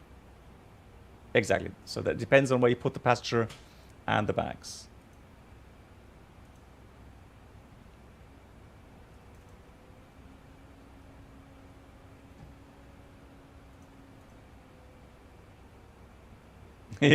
Yeah. So yeah, GSX sometimes does a bad job. For me, yeah, today it was okay. Okay, so apparently it's just getting the answer, guys. For those that ask regarding the state saving, so on the ground it should be there, and you should be able to do it. All right, we can get the eyes off as well. Beautiful, 350 now. IRL, I would not be happy with that level because we're riding the tops, as we say, meaning you could get some turbulence from time to time, which would make the cabin crew very unhappy. Mac alt cruise, TCAS going to be low.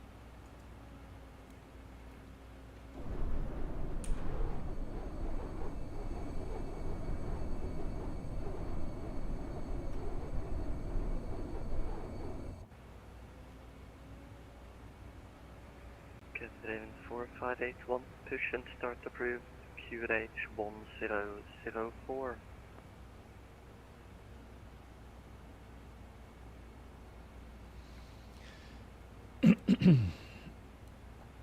Do the Boeing FMCS have a secondary flight plan? Yes, they have Route 2.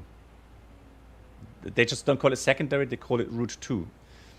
So on the init page, you should somewhere see on the right-hand side Route 2. Or copy. Yeah, copy. It's something copy, I think, yeah. Jan, there was an update today, yes, but I'm not sure. It's interesting. I'm getting some reports that people say my PFD colors look different. I am wondering if that has to do because of the streaming decoding. So maybe that looks a bit different on stream. Currently, I'm not using any game filters because I could use some game filters.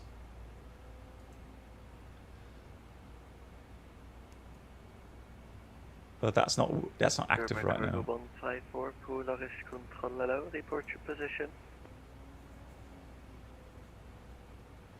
So in earlier streams in Europe, they used to be darker. Okay, so it could be.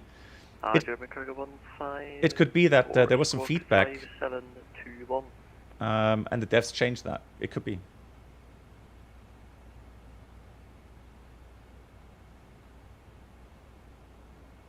Cool. Right. So there's the traffic behind us. Very nice. Bit tailwind. So fuel check. This is going to be a thing today. Where's the next waypoint?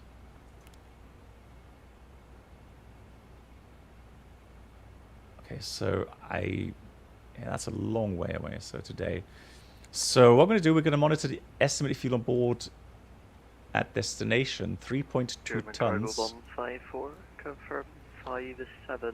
And the minimum is 1.9. So we're currently 1.3 above. 21.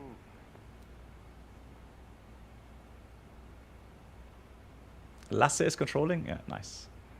German cargo 154, identify. Cool, let me get my real-world EFB to see if I can program in that visual approach. And we'll talk a little bit about that in a second. Hold on.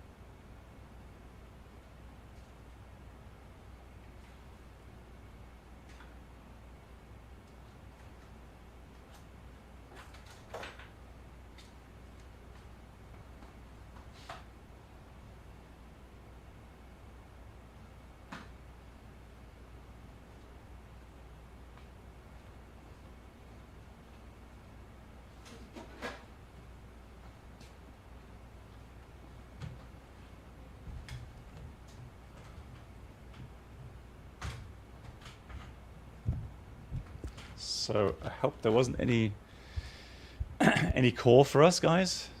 Did he try to call us?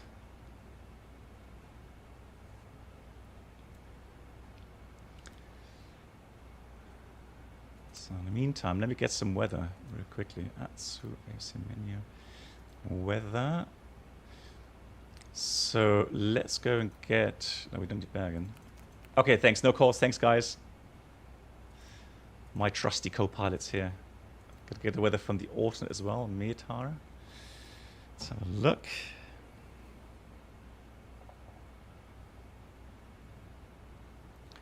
So let's check that. So we have Tromso 0404, Cabo K -10, very cold there. And then the wind higher up is 110 at 12. So that's more southerly. So so let's have a look. So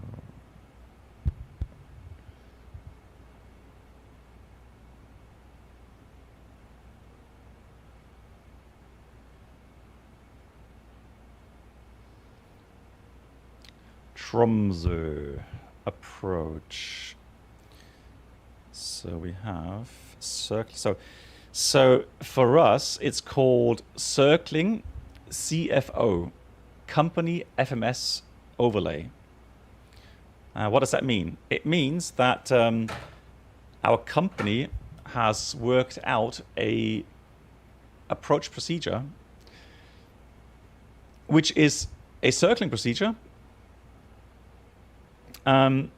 However, they program in some waypoints that are also in the FMS. So we can select the approach and we do get these waypoints. So I'm going to give you a drawing. I'm not allowed to show you the real world chart. So, because that is company specific and I don't want to get in trouble. So, but what I will do is I will give you a quick kind of a overlay or a summary of how that that looks. So, do I have AirPlay on here? I should have. Let's try that.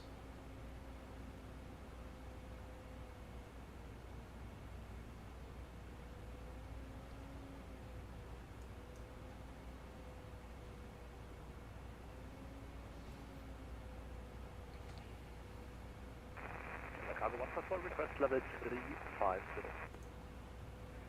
German Cargo 154, climb flight level 350. Cargo 154, climbing level 350. Why is that not showing on screen though? Hang on.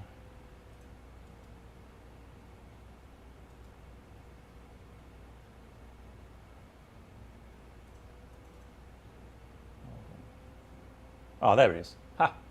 Found it. Cool. So let me just get that here,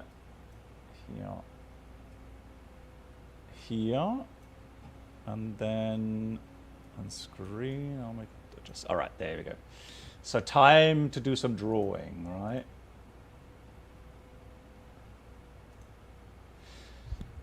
Yes, Mark, they would have to be, certified. Yeah, of course. I mean, it would be a bit strange, right? If you said, oh, we're flying a non-standard circling procedure, and then the controller doesn't know what you're doing, right? So definitely, that is communicated, and you know, if they don't approve it, then you can't fly it, obviously, right? So to give you an overview, so here's the, hang on, let me do it this way. So here is the runway. And then let's do that green. So what we would do initially, we would very likely fly an RMP approach onto runway 36.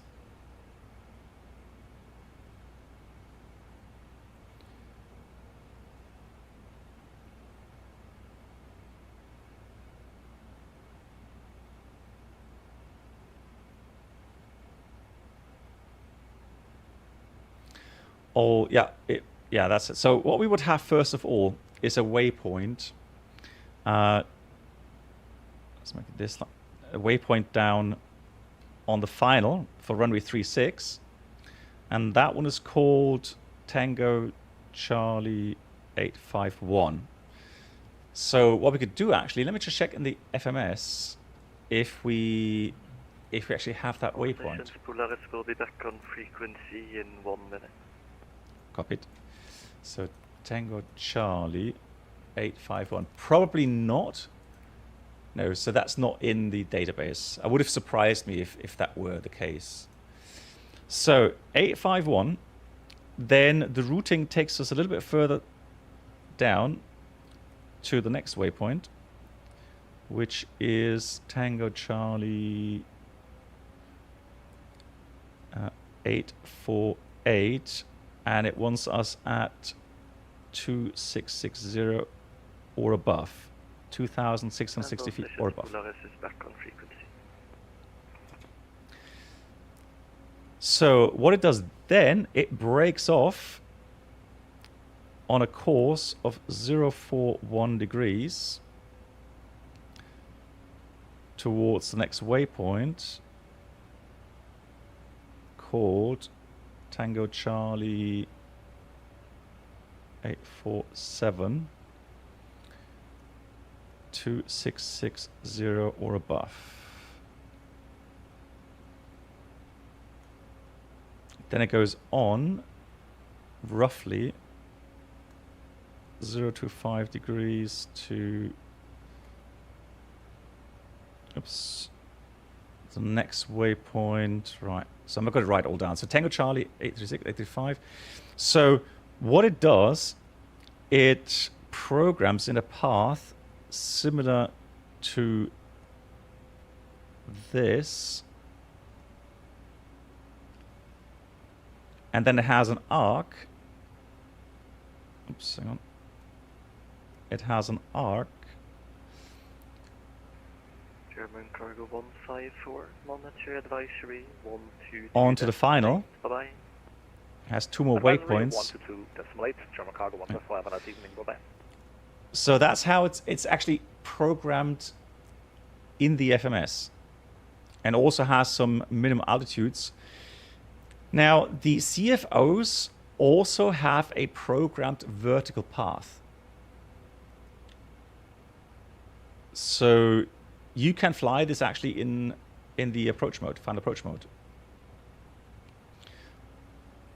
which is quite neat because with that path, laterally and vertically, it will get you very nicely established onto the final there. So what I'm going to attempt to do is the following. I'm going to attempt to program in these waypoints on the FMS to see if we can get at least an LNAV or yeah, like a nav routing to the final. Hello, control. Hello, Nordic 278. With you descending to 3,000 feet for approach into. So vertically, I have to do that manually, but I think we'll manage to do that.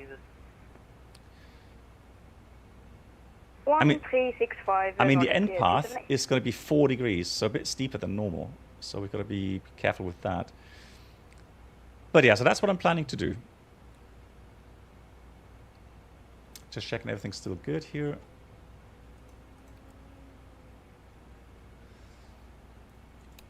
Control, good evening, Nordic 162. We are descending 7,000 for the approach into Civic. On South Nordic 160 Juliet, Polaris Squawk 1406. Squawking 1406, Nordic 160 Juliet. Just seeing, hang on. So Polaris, 56 X-ray, Polaris is also responsible for Tromso. But I mean, climb 30 direct uptex, Polaris 56 X-ray. I'm gonna ask nicely later if I can fly a circling approach there, if possible. So, what we're going to do, and I'm going to request for that, is Barbie onto the final. Now, there's one fix on final that is called... Let's go Navigraph. There's one fix...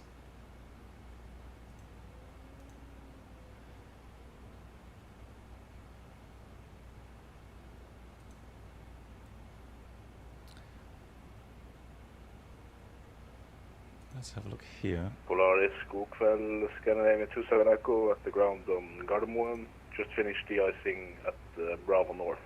Yeah, Varman. Let's go Varman. Scandinavian 27 Echo, Polaris, will line up runway 1 manually.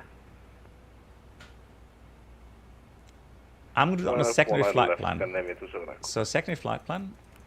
Nordic 278 identified, proceed direct. So, that is from Barbie. 1,000 feet. Lip and descend 3,000 feet, Nordic 278. Welcome aboard the Captain Black Box Twitch channel subscriber experience. Could new subscribers please make your way to the first class cabin, where complimentary drinks, snacks and premium flight entertainment will be served. Thank you. Good evening, Smile. Good evening to Ribonios. How are you doing? Thanks for the 4 months. How are you? Good evening. Nice to see you. Happy Friday. So I'm taking out some of these waypoints here.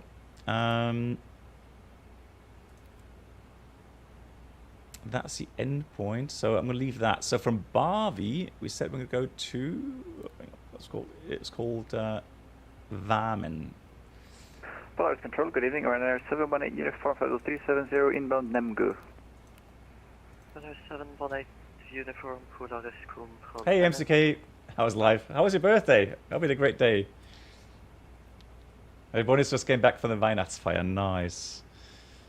Very nice. Is there a way to get wing views? Yes, so at the moment... 213 with flight level 350. While they're waiting for the cabin to be finished, you have the option for the showcase views here. Hello, Squawk 7164. 7164 on the board, flight 213. Polaris Control, good afternoon. Scandinavian 92 Romeo with you. Descending to flight level 2102. 2 years ago, I flew with Lufthansa and had they flown over Tromso and made a left turn onto... Yeah, then they probably flew that approach bits.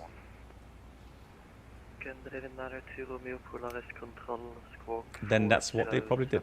Okay, so now what we've got to do, we've got to use the other MCDU to program in the custom waypoints. So you go to Data, second page, then Pilot Waypoints. So I'm going to have to do the first one, and I have to reference that to... let's see, I have to reference that to... Scandinavian 92 Romeo, just confirmation taken. 4075. So, to the runway. I have no other ways of doing that, actually. So, let's reference to the runway. So, that is there. So, that's pretty much 6 miles. Okay. So, I'm going to take the first identifier. So, I'm going to call this Tango Charlie for Tromso 001. Place is the threshold of the runway, so 36 threshold. Then the bearing is 185 at 6 miles. Store. So then I'm going to go on this side and type in Tango Charlie. God, my brain, I'm telling you. Fasting is not that good. Oh, hang on.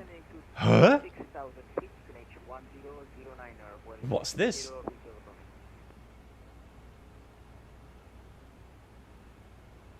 That is strange. Okay. Did they have some other waypoints? Scandinavian 27 Echo, we are fully ready. Take that one. 27 Yeah. Echo, squawk So that should be our 4115. waypoint that we just created. Squawk 4115, Scandinavian 27 Echo. 156 X-ray, cleared up there to Sierra arrival. Yeah, it could be on the arrival, but Tango Charlie 001? Weird, right? But anyway, we've taken this one. No problem. 727 Echo, wind 1. Then the next one is cleared for takeoff. at round about, I would say 4 miles. Yeah, we'll take 4 miles. Scandinavian 27 Echo. So it does sound or look a bit difficult. Don't worry about it. New waypoint. Now, I'm going to take the old waypoint. Right, so I'm going to take Tango Charlie 002 for the next waypoint. The place is the first waypoint, Tango Charlie 001. And this is where it gets a little bit easier. So that's the place from which we originate. Then the bearing is going to be opposite now. It's going to be 355. 2 miles for the distance. I'm going to take that one again. Store. So then I can enter that into the secondary page here. 002. Take that one there. 902 Romeo, identified descent flight 790, expect ILS. So there we go. So now we have that programmed. Descent flight level 90 and expecting ILS runway 19 left. Scandinavian 902 Romeo. 902 Romeo, negative, expect ILS 19. Yeah, you know what? I think MCK is correct. MCK is correct. So the idea was good, but I'm going to call it BB. Okay, so BB001. Okay. Flight level 370. Surely there's no waypoint near Tromso with that name. Okay, so let's go. 36. Then we had 185 278, Shelly, at wind 220 degrees, 10 knots, runway 21, clear to land. Store. Okay, so Wind from clear to land, 21 Nordic 278. clear. Let's try again. So Bravo 001. Oh my god. But these are way further away. So that's definitely our waypoint. They're requesting IFR clearance to Gardermoen. There we go. Alpha, Polaris control, cleared Gardermoen. There we go. Now it's got that. Okay, cool. So now new waypoint. I'm going to name it Bravo 002. Originate from Bravo 001. 3. Actually, hang on. What was it? So 005. Not 005 degrees. 2 miles. Take this one. Store.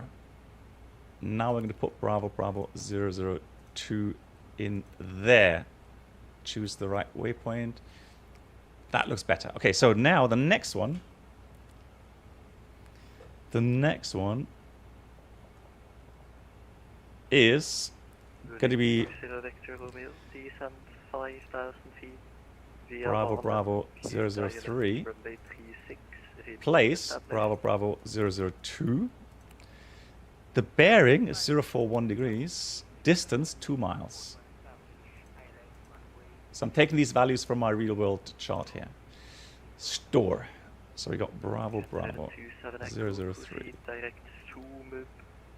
we go.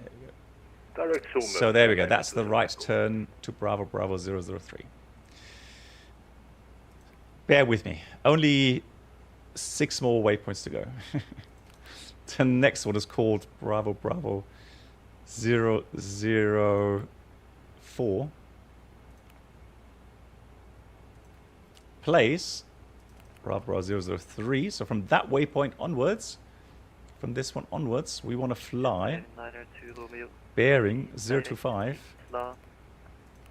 and about 2 miles. Store Bravo 004. Hold that in there. Ah, look at that. So slowly but surely, we are getting a circling approach. Yes, you can disable defaults, Vova. You can. Yes. Yes. There's lots of options in there.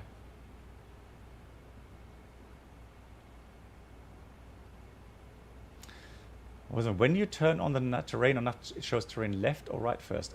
It's separate. Scandinavian 27 Echo request 10 minutes out of cockpit. So you can switch on, off each side separately. We'll go to 7 Echo. Thank you. So next one is Bravo Bravo 005. And originating from 004, the bearing should be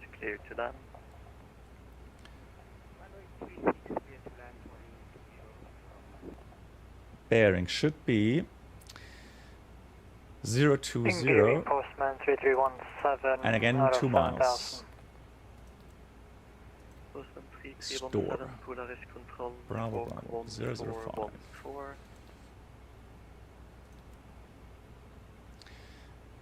New waypoint.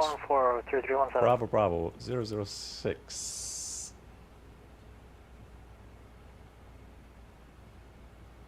Oh, the sweep. Ah, okay, sorry. The sweep. I honestly, MCK, it goes from the middle on both sides. Look at that. Taxi stand 15 Nordic 278. So not left or right, it goes from middle. 711 near the Bergen 1 Lima arrival and proceed direct to Varmen. Proceeding direct to Varmen, then the arrival. Let me just check. That was the Barvi 1 Lima arrival. Okay, and I would have a special request if possible. Yeah, go ahead. Yes, the Windmill 711 would request a circling approach out of Varmen. It will be a left-hand pattern to runway 18, if possible. Windmill 711, that's copy. Thank you. Standing by. Okay. Yeah, so it did start. It did start. Yeah, like 10 and 2 o'clock. Yeah, I agree. Yeah. I agree. Yeah. Yeah. So do that again. Have a look here at the screen. You see that's black, and now it fills. If it does exactly like that in the real aircraft, I would assume so. Knowing FSLabs TriStat. Let's go direct to Varmen. Actually, you know what? I'm going to activate the secondary. So secondary, activate, and go direct to Varmen. Insert. Cool.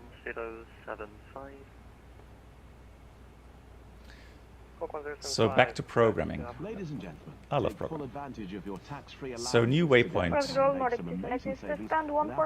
So number in 6. your in-flight brochure, you'll find details of our award-winning selection of gifts. Thank you very much. So originating Make the 005. most of your opportunity to shop and save in the comfort of your seat. Yes, I did get direct Varmen. Yeah. Any questions or would like to make great savings, then just ask us as we join you in the cabin shortly. Bravo 310 and direct Kerim. Vova, what's your primary focus with these flight sims? Are you more the visual person? You know, more you put more emphasis on visual and sounds, or you put more emphasis on fidelity, you know, flight model, system availabilities with you know, technical logbook, that sort of stuff. Charlie departure, runway 19 left. No, Crytek, that will not work. 7,000 feet. Squawk That would make it a lot more complicated because I have no data for that. For this, I actually have data that I can put in, which makes it a lot more accurate. So Bravo Bravo 005, then it's going to be 005 degrees, and it's going to have a distance of only 1 mile. Store. I'm going to put that here. Bravo, Bravo. 006. And Flowers control, Osprey insert 399 Alpha. Hello. new waypoint. Bravo, Bravo. Almost there, guys. Almost there. Osprey 399 Alpha, Polaris control. So we go from Bravo, Bravo 006. It's going to be 767 Osprey 399 Alpha.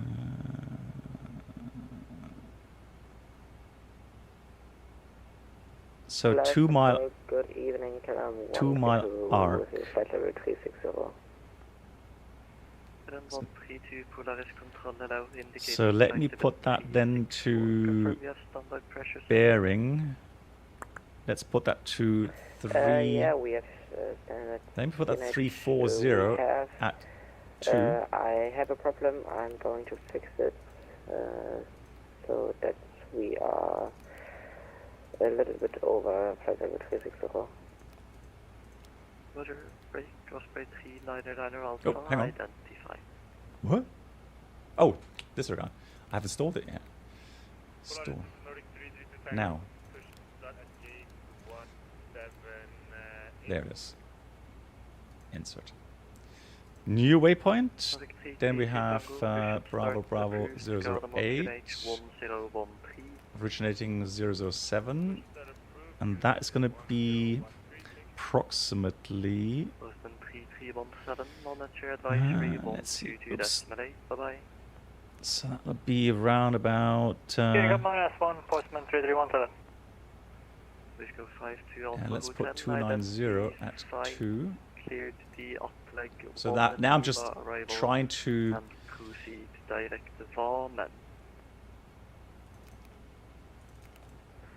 do a bit of freestyle there. So again, that's why it's still a visual approach in the end. Right? It's a circling approach, which is a visual circling procedure. But I'm trying to...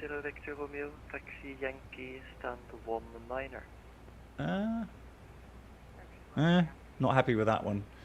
So 037 was fine.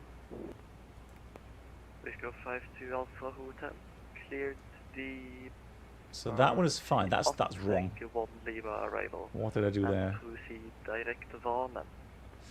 Yeah, but so the thing is, so MCK, the thing is that yeah, people asked about the specific approach because of that video from Captain 320. And they were flying a company overlay procedure, so.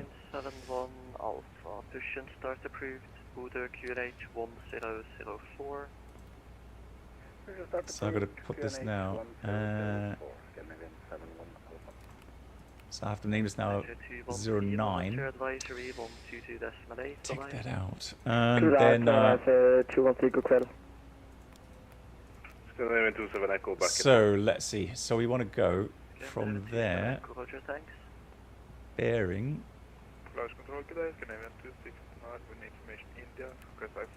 Let's try that. Canada 269er Polaris, no flight plan received. Cam 132, is it possible to descend into flight level 320 because we are too heavy? There we go, that looks better.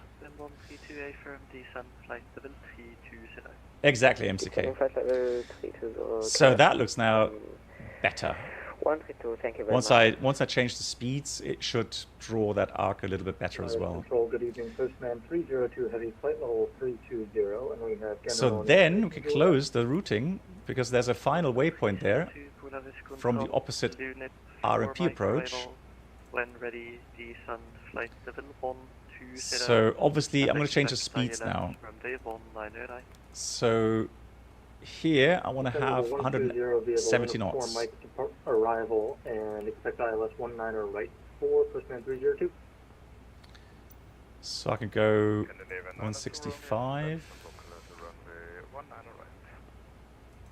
Here, insert. So, oh yes, and also I'm going to have to do some crossing attitudes, which I enter as well. So then further down, I'm going to put in 150. don't know why it's changing that all the time. Juliet, taxi standard. So 150, 150. Taxi stand 16, Nordic 16 Juliet. Santa 13, very good evening, Polaris Control. We are climbing through flight 120 for flight 170.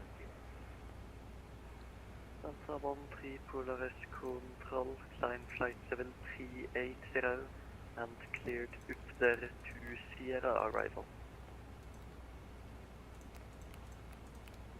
So that's just for calculation purposes.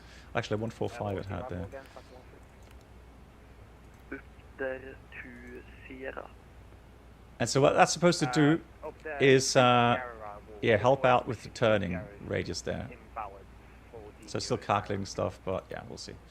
Cool. So, oh yeah, actually I have to do some more things here regarding crossing altitudes. Control hello, videre forum, Tango flight level 110, climbing 170 inbound Bergen. Videre forum, Tango Polaris Control, climb flight level 200, cleared Bergen to Romeo arrival. Yeah, Gonzalo, I'll tell you in a minute. Michael, does the FSLabs have a weather radar? No. The explanation was that the basic Microsoft weather radar is just using a 2D image, and is a very basic kind of thing. And they said it just doesn't make much sense to implement a weather radar that doesn't coincide really with the weather. So maybe that will change in Microsoft 2024. We'll have to see, but at the moment, no.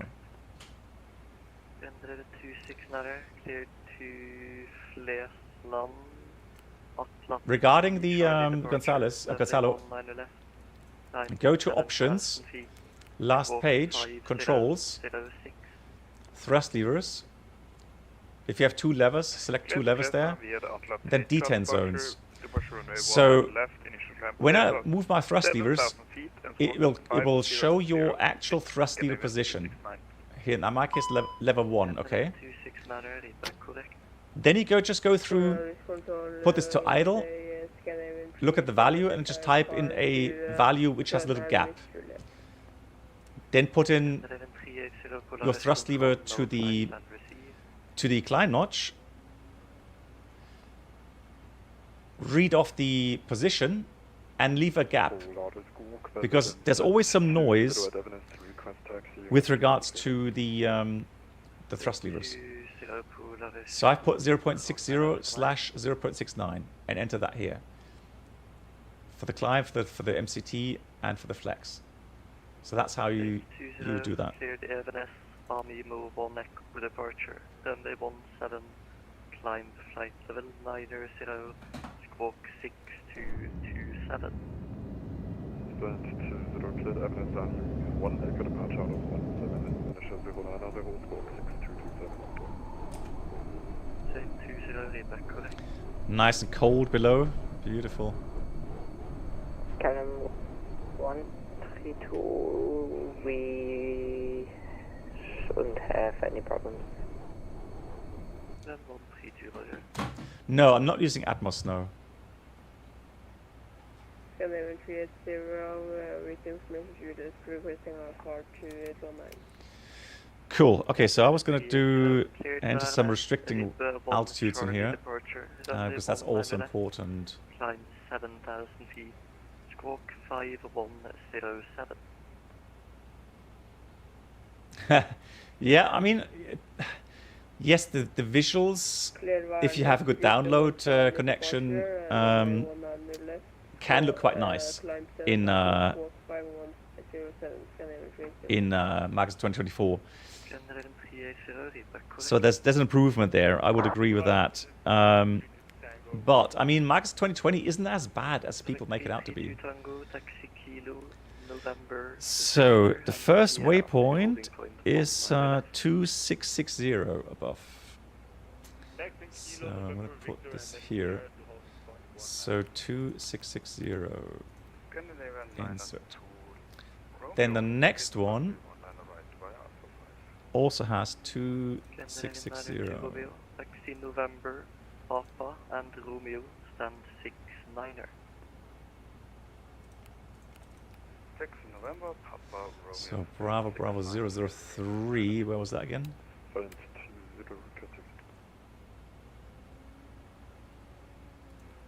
20, Site 20, taxi holding point 17, report ready. Taxi holding point 17, That's this one here. That should also be 2660. Scandinavian 7 Alpha at holding point Alpha. Then 004 should have also. 2-3 knots, runway 07 cleared for takeoff. So we have to maintain that until Takeoff, until here. 05. Okay.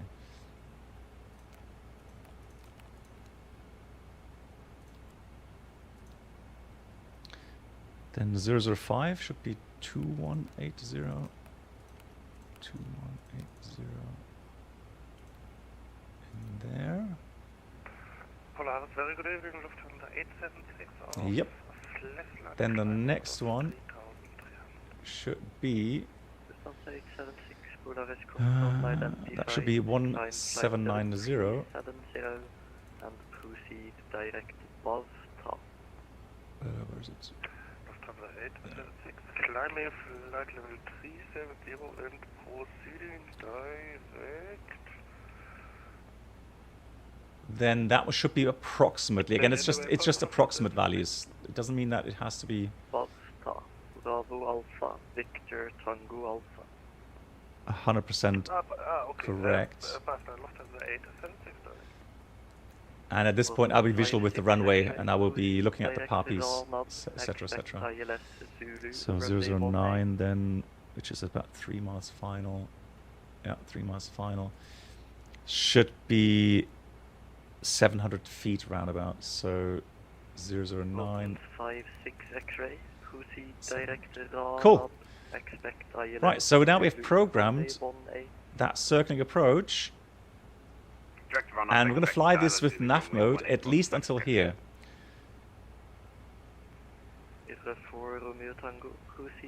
And then we'll use flight director. So I'm going to go manual flight. We'll use flight director still with nav mode. And then use a flight path angle mode like -4 degrees or something. And then theoretically, that should be pretty much identical to that circling approach on that video. 58 with you, flight over 360 inbound Penno. 5838 Polaris control hello.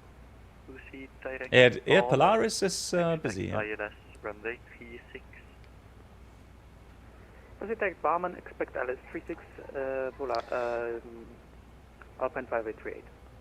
I'm surprised. I'm surprised that they're using runway 36 because. Wind 20, wind 130 degrees, 1 knots, runway 17 cleared for takeoff. Right, the ATIS right now it says. Yeah, they have 0204 knots on the ground. However, Climb flight level 380. it said the wind at 1100 feet is 110 at 12. I know it's crosswind. It would just be a little bit tailwind on final. So I mean, 36 is fine. But in the forecast, it was saying as well that it should change more southerly. So.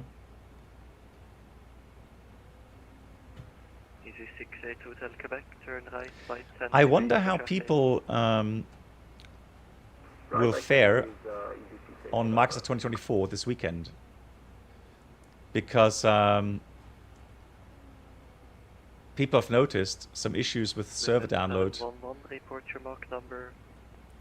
Windmill 711, currently Mach 0.77. Windmill 711, reduce Mach 0.75 for sequencing. Reducing Mach 0.75, Windmill 711. That's interesting. Oh, look at that. We've got the top descent coming up. Wow, that's interesting. Estimate 75 for this, Windmill 148. We go 52 Alpha Hotel, when ready, descend flight level 230.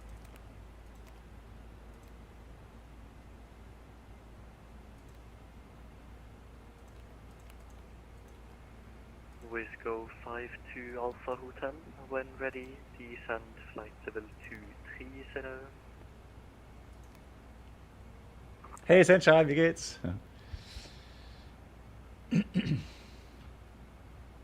Flight control, good evening, Lufthansa 875, passing 2500. Lufthansa 875, Polaris control identified, climb flight level 350. So there we go. Now that was something I was worried about last time. So descend, since they are cyan colors. Sorry, cyan colors. You can actually change those values. 350 and take in the direct. So I'm going to put 75 and 280 knots for the descent. And if you enter that, then the FMS will calculate the path a bit differently. 20 identified, climb flight level. But now they have the routing inserted and everything's there. Going to enter the data here with the weather. So QNH is 1009. Minus 10, that's pretty cold. Minus 10.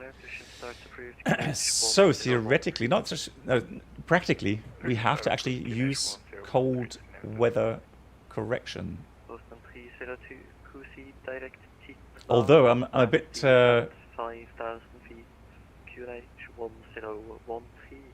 confused if Microsoft 2020 actually has temperature. 1013, Yeah, and I just put the altitudes in, right?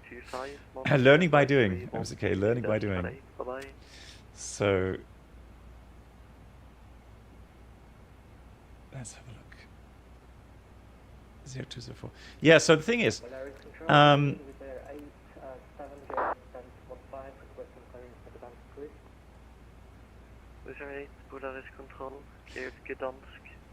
minimum. Now, I am going to put the minimum in at the initial altitude there. So we have to be visual with the runway. So for me, that is going to be 2660.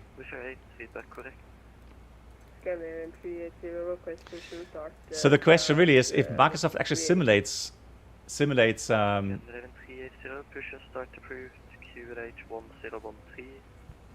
cold temperature deviations. Probably not. So it doesn't really matter, does it?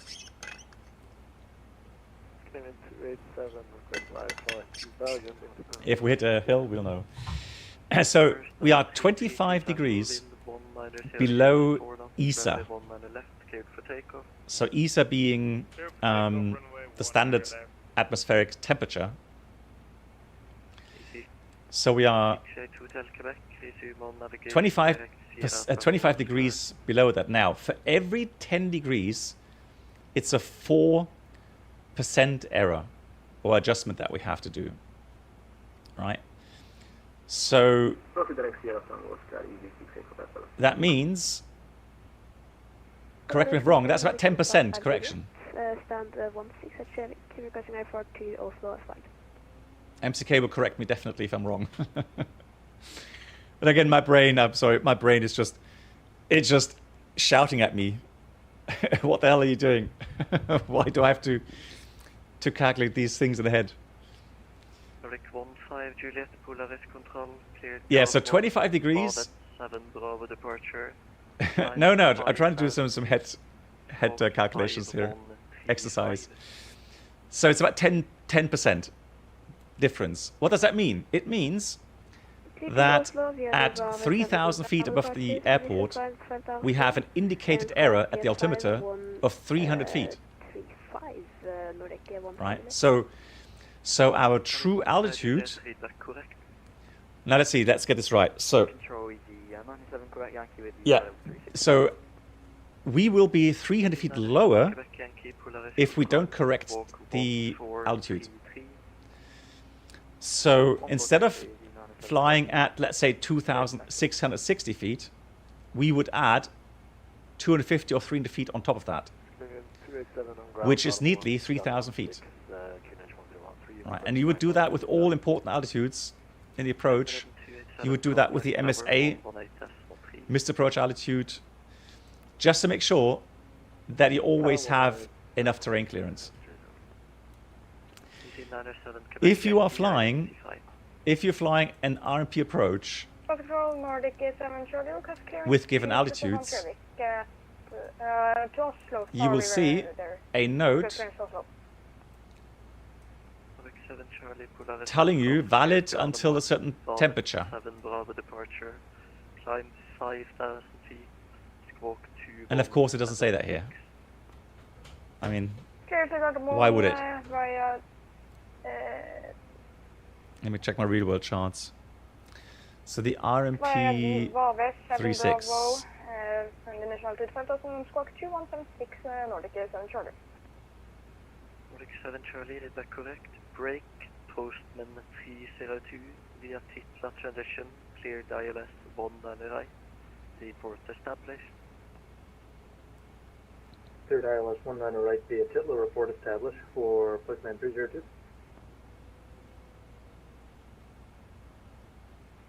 Nordic 332 Tango, identified, climb flight level 280 and proceed. Interesting.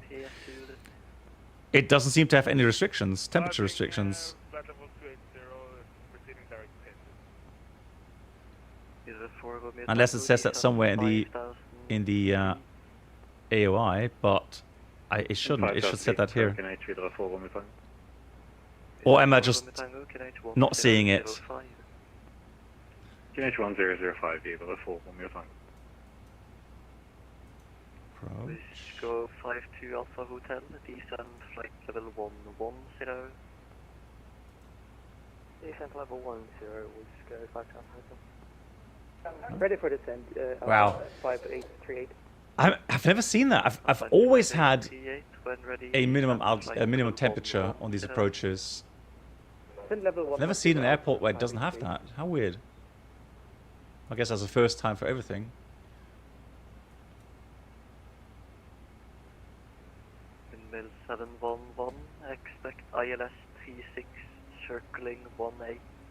When ready, descend flight level 190. That is very kind of you. When ready, descend level 190, expecting ILS 36 circling 18. Thank you so much, Windmill 711. 56 X-ray, descend flight level 1. So we have 190 blue. Send flight level 100, problems 56 X-ray. Nautical 5 Juliet is ready for Bergen start. So Garen, again, what's your focus on flight sims? Because that's the thing really you have to ask yourself first of all.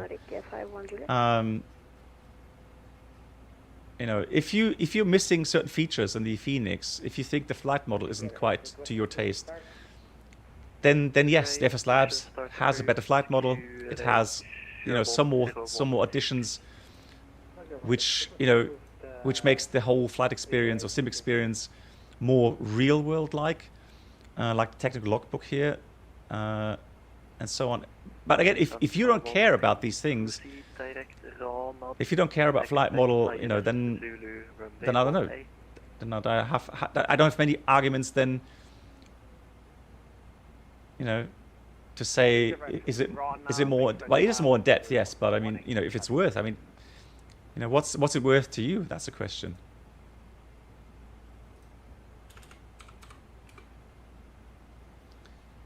So I'm going to go with a little bit of tailwind, so I'll down in 040 at 2. Windmill 148 for your spacing, reduce Mach decimal 72 or less. Expect ILS 36 circling 18. So we have 2,059 available. Definitely need medium auto brake. Definitely, we don't have much margin.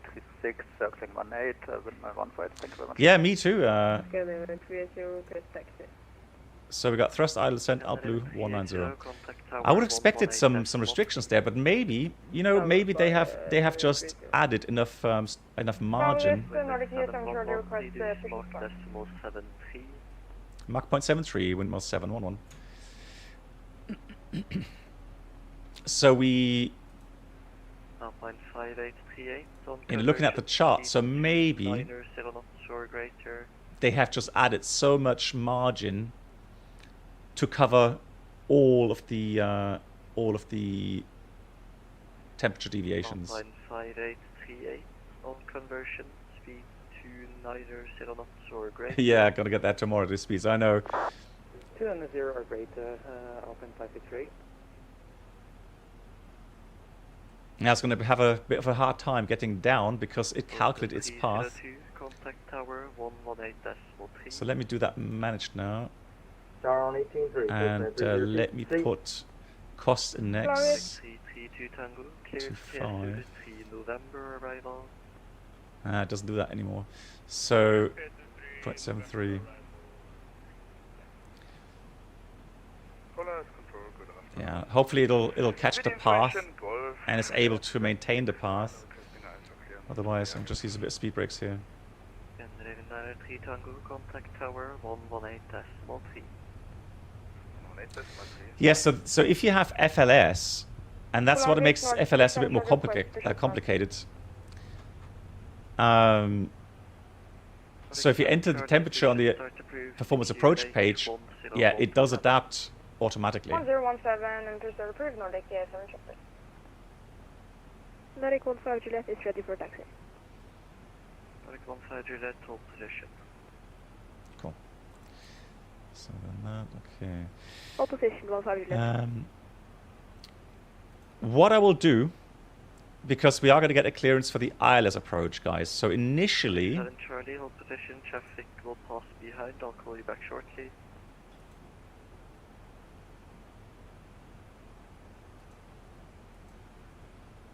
I'm going to dial in manually Nordic 7 Charlie, the ILS for runway 36 and the course. Holding position, 7 Charlie. Nordic 15 Juliet. Although it should have that automatically. Holding point Bravo, runway 2. I could actually just put the identifier in there, really, but let me just do that. Holding point Bravo, It should tune that anyways. 15 Juliet. Oh, disregard. Tango Charlie. Let's try that. Yeah, there we go. 10.9. Course 003, front course. Fantastic. Good, that's it. So now I will have the ILS indications. So we can fly initially localizer. And then when we get cleared for the circling, I will just, go direct to the waypoint and we fly that with nav mode from there on.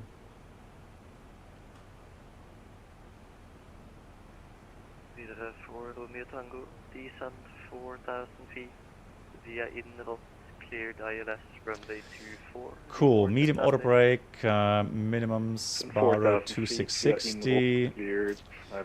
And that's all done.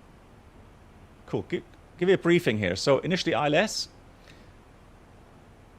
003 inbound, and then when cleared for this circling, we're going to fly this exactly as we've programmed it. With nav mode. Descent-wise, I will do that with flight path angle though. And so once we come around the corner, when ready to descend flight level 200 or get to kind of descent flight level 120, windmill 711. So once we get around the corner there, on conversion speed to 80 knots. Up on conversion speed to 80, windmill 711, which is pretty much now. So 280 it is. 280, fantastic. Okay, so nav mode until we go towards Bravo 007. And then we're going to go look for the runway, look for distance to airport. And what I'm going to do as well, I'm going to put in Echo November Tango Charlie 18. So we have a direct distance to the threshold 18. And then I can kind of calculate myself where I should be at, altitude-wise.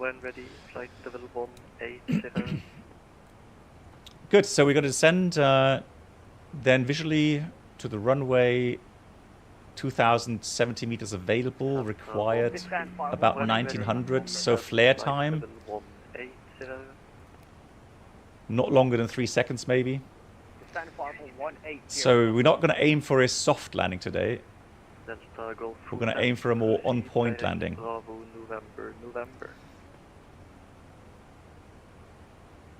Delta Golf Hotel, direct Bravo November. Yeah, on path, that looks good. Good, then missed approach. normally the missed approach will take us straight out, 7.7. Right. Hello, cleared Adobe 3 Mike arrival. Back to Tango. Clear Adobe 3 Mike arrival. Yeah, to Kilo Victor. To enter hold there. But we're going to get radar vectors from ATC, so... Cleared Bravo November 1 Charlie arrival. Runway 07 Uda. No. So I've just done another test today with the FPS. For me, on my system, FPS, Phoenix, FSLabs are literally the same.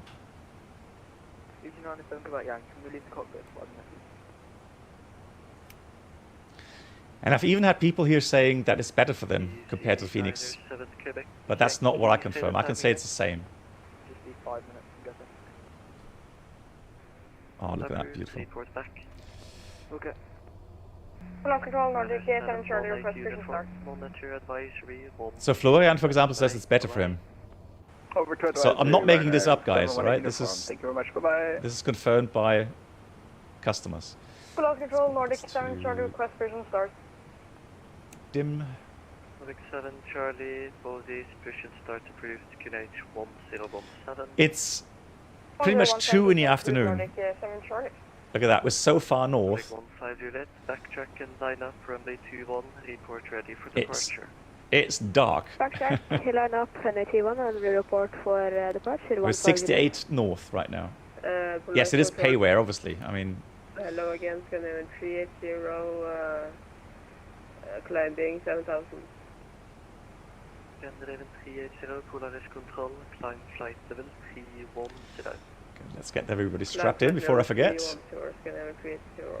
Remaining flight time. Ladies and gentlemen, we will shortly be landing. Please ensure your About 20 minutes, 19 minutes, cool.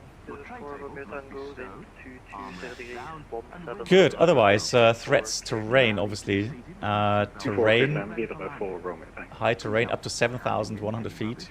Newspapers or magazines that you do not want to take with you. So we've got to have a good eye out. The weather though is very nice, so cab okay, it should be still. Let's get the latest weather. Wizard 8, the wind 210 degrees, 11 knots, runway 18 cleared for takeoff. So information Delta, current 3685, transition level 040 at 3, minus 101009.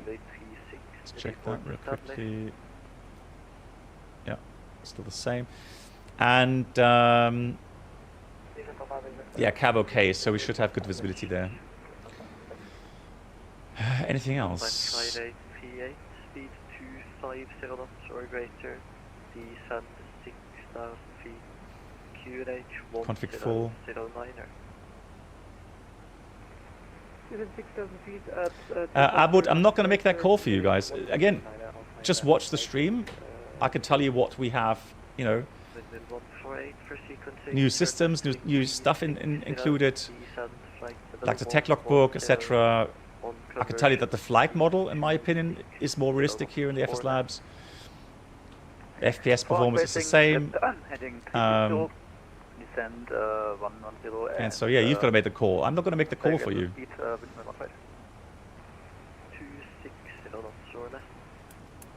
Okay, there's another traffic there.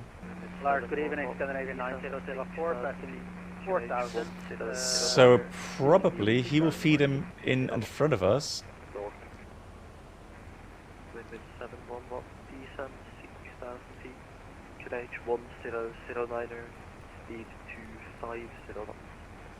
Descending 6,000, QNH 1009er, and speed back 250 knots, windmill 711. So 6,000 blue, altimeters 1009.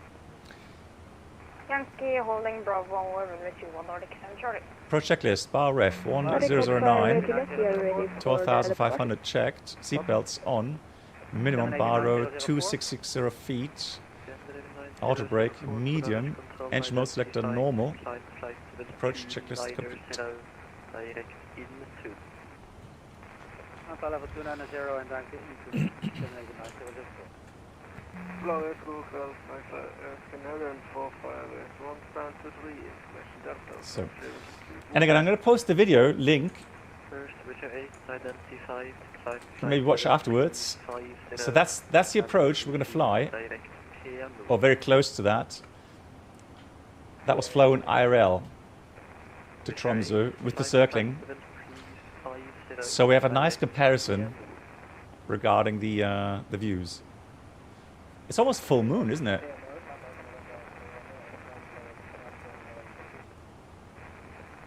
56 X-ray, descent 2,000 feet. Via Ronan, clear ILS Zulu 18, report established. 10,000 feet, run up by ILS Zulu runway 18 and established. Traffic 15 Juliet, wind 220 degrees, 9 knots, runway 21, clear for takeoff. 21 clear for takeoff, ready for 15. Windmill 148, He's becoming very quiet now. He's far away. So you can hear lots of statics. Stick down field, QNH 1019 and direct one in windmill 15. QNH 1009 and windmill 15.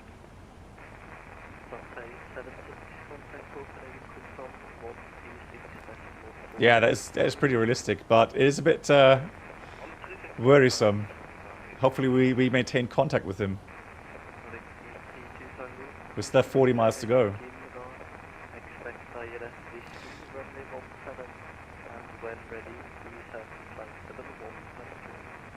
So 20 miles, 6,000 feet, yeah.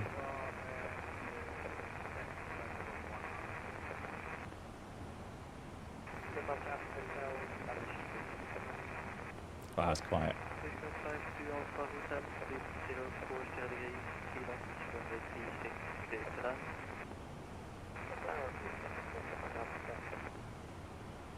I mean, you really have to listen in, right?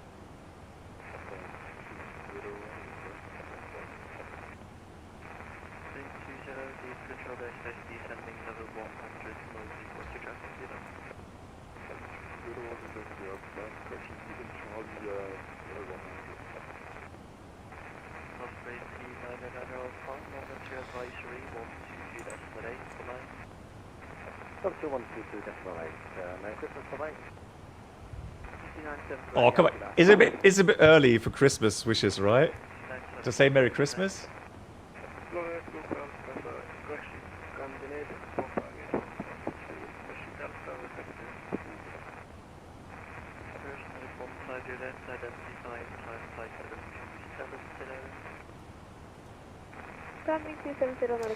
Is it better or worse compared to Phoenix regarding FMC or MCU versions? Honestly, I have a feeling that there's a few more features in here, but I would have to look at the Phoenix more detailed again.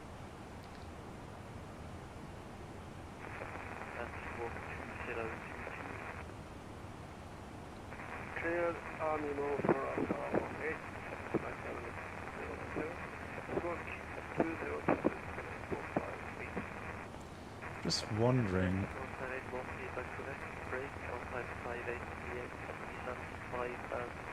So vertical speed.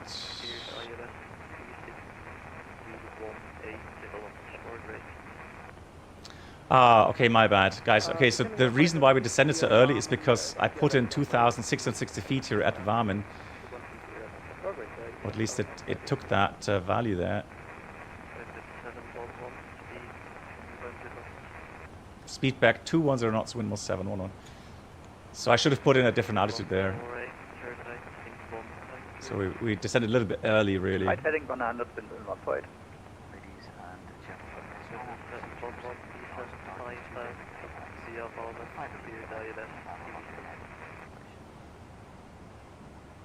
Okay, wind was 711, descent when ready 5,000 via Varmin. Cleared the ILS 36 with a circling 18. Confirm? Thank you. Right. Just gonna wait with the 5,000 until we're a bit closer. unidentified, flight 572. But we're cleared 5,000 blue.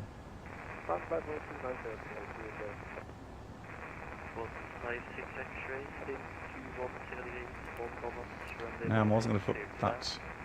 Okay, 10 Charlie. 7 Charlie, backtrack 99, runway 21, before ready for departure. Backtrack 99 and we'll report once ready for departure on this B7 Charlie. So let's have a look. Varmen. There's Varmen. Terrain. Huh. Pull up. Direct to the That's nuisance warning, disregard. Now normally IRL, this is the thing. IRL, I would have had to do the pull-up recovery because we're not daylight VMC. We're nighttime, but VMC, but still nighttime. I would have had to do the pull-up procedure if that was happening in real life now. Scary. So 5,000, descent 11.7 out of 5,000. Okay, so we got a bit more time to go.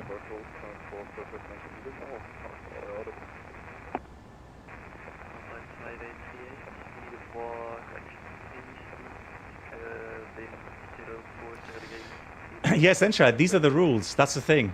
These are the, you know, the company rules.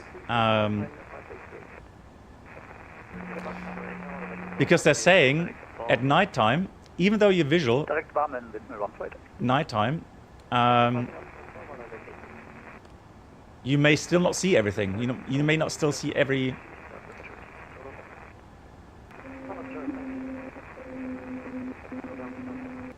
Tromso nighttime approved? I would think so, yes.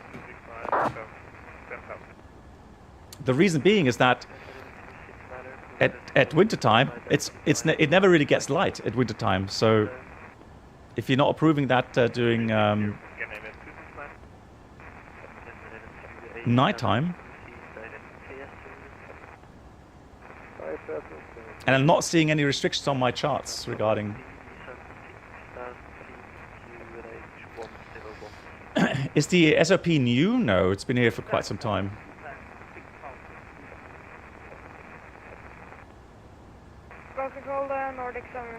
Well, the thing is this, guys. So, in the real aircraft, a nuisance pull-up warning would happen extremely rarely. Extremely rarely. So, here's the localizer. I'm going to put a localizer. Ah, it's because I've dialed in the. Ah, sorry, you're very, very quiet. Say again for windmill 711. Free speed. Thank you, windmill 711. So let's put flaps 1. Speed check flaps 1.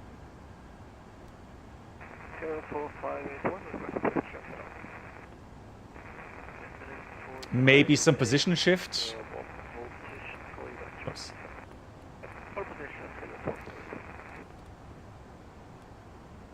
Polaris, hello, good day, Beeline 32 Bravo Alpha, airborne, crossing 1,800.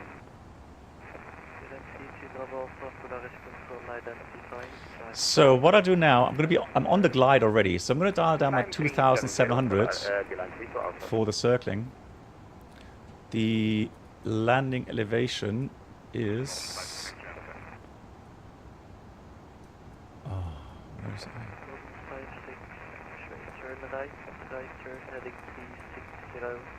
There, 27 feet. Wow, look at that. Gorgeous. Hope you can see the terrain as well, like me. I'm going to put this to flight path angle. 3 degrees down, flaps coming 2. And we are in NAF mode. Slowing down.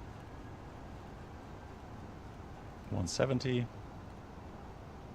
And there's the airport. So our circling takes us there into that valley, around onto the runway. So wish me luck, because again, this could go horribly wrong. Normal procedures, ENBRs and darkness 2 Delta Cabin lights. You'll find a reading light in the panel above your head. Should you I'll do my best, obviously. Moin, Dr. Fred. Via Barnum, cleared ILS, runway 36, Bergen 18, speed 180 knots or less, wind 148.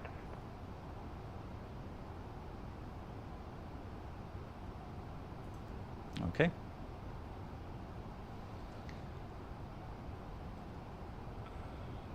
Slowing down further, it's 160.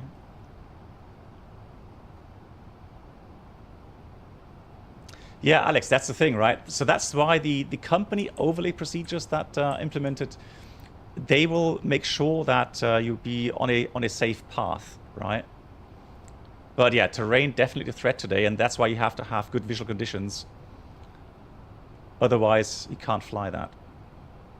And we got a bit of wind from the east-southeast. Ugh.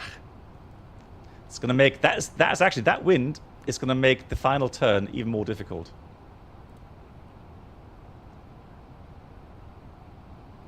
It's gonna go direct here already.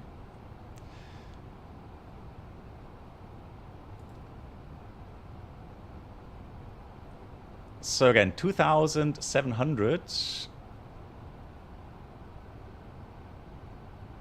2,500. Yeah, that seems above. correct. Outstar.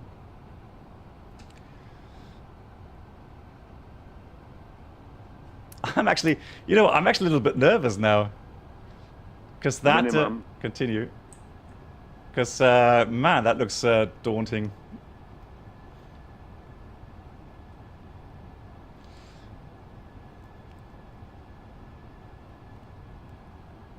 Okay, 140, 154. No pressure, right? So next altitude is 2,200 feet. At 5 miles from here. So actually I'm going to start slow descent. We have visuals. So I'm going to start slow descent because I have a feeling that that segment there is a bit, that needs like a 4-degree profile. So let me just dial that down now.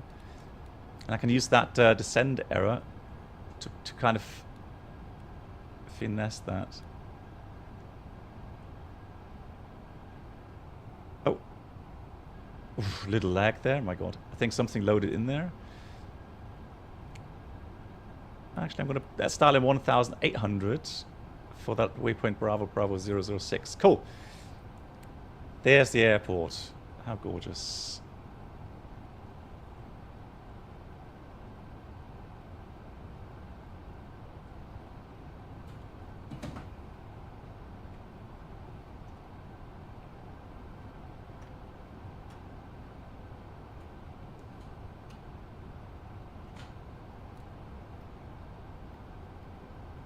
Oh, you did, Holger? You flew this in the sim? At LFT? Nice. How did it go? Did you fly the company overlay procedure there? Or the company FMS overlay, CFO? Windmill 148, 325, I think Windmill 711 is not receiving a transmission. Ah, that's correct. Could you relay for me, please, for Windmill 711? Windmill 148 is relaying from Polaris, Clitland, runway 18. Much appreciated. Windmill 711, Clitland, runway 18. Thank you.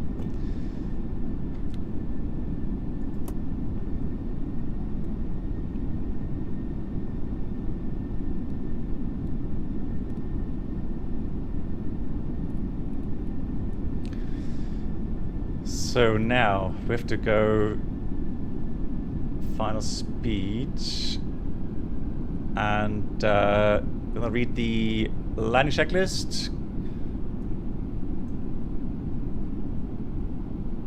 Ikamima landing no blue. Landing checklist complete. We have about 3 miles. Just gonna outside view here real quickly. Oops. So there's the airport. Let's go sterile, man your flight, missed approach 5,000 set.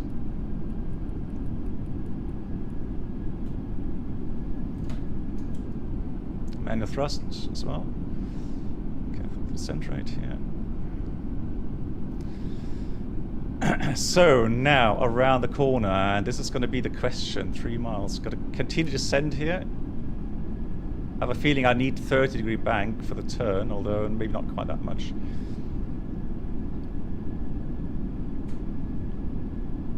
So let's look out for the runway. Where is it? Where is it? Where is it? There's the runway, okay. 1,000. 1,000 is checked. Careful sync rate. Bit fast on speed here. 2.6 miles, looking good. Don't see the power piece, however, but about 2 miles now, 600 feet, should be good. Oh, the lighting is poor. Why is the lighting so off? 1.8. 400.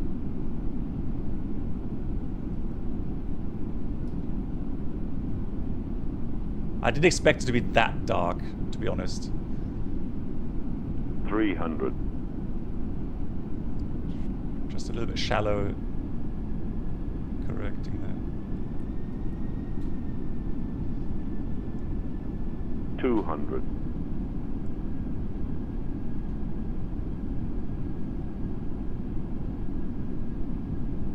100.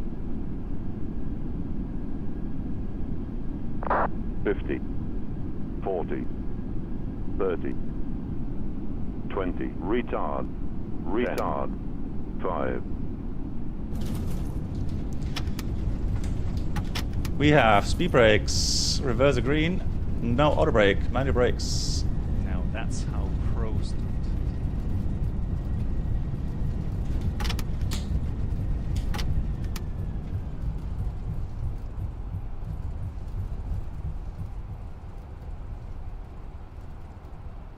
Came a little low at the end, but that was because I had no power piece. It was difficult to judge the altitude there, so happy to be down here.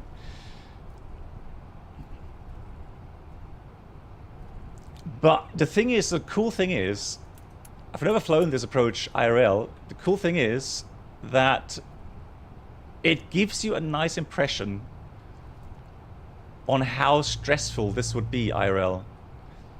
Okay, and other windmill, could you relay traffic to Bodo that we have safely landed and vacated the runway? Polaris from windmill 148, relaying message from windmill 711, he landed and vacated runway 18.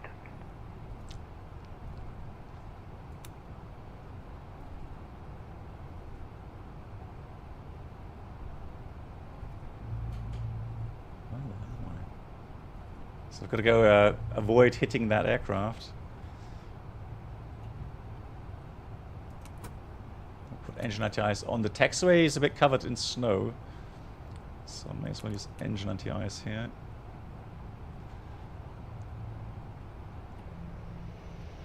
Nah, we're good. We're good. Okay, we could cheat here a little bit. So what stand are we going to park on? I'm going to park on stand. Let's try. That's 17, is it?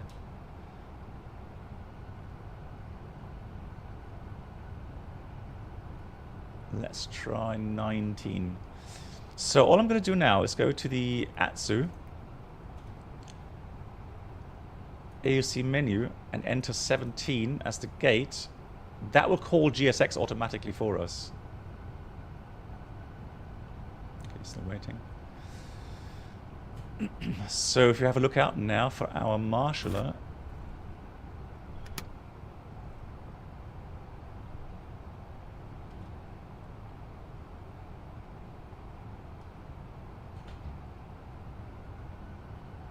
Yeah, I think that's it there.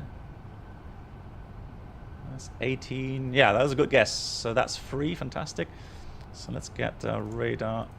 Predict the wind shear system after landing checklist complete. And there is 19, if I'm not mistaken. Yeah.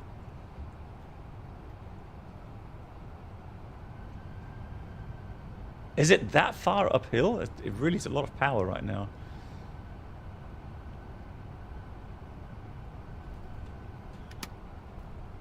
And yes, this is payware scenery. Simulations. Windmill 148, do you copy? God, come on.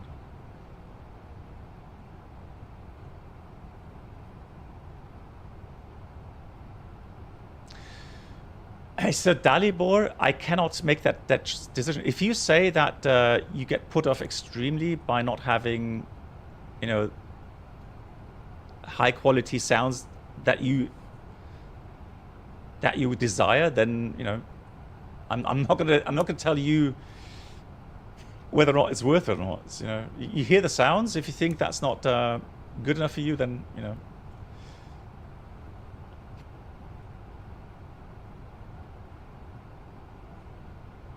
I mean, this is 19, but I'm not seeing any GSX here. Oh, I didn't update the profiles, I think, for here. Oh, no, I can disregard. I put it 17. You see my brain? Like I said, it's the fasting.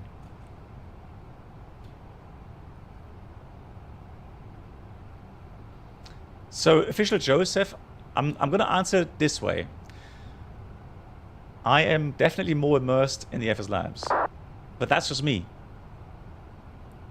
From a real-world pilot perspective, I'm more immersed overall in the FSLabs.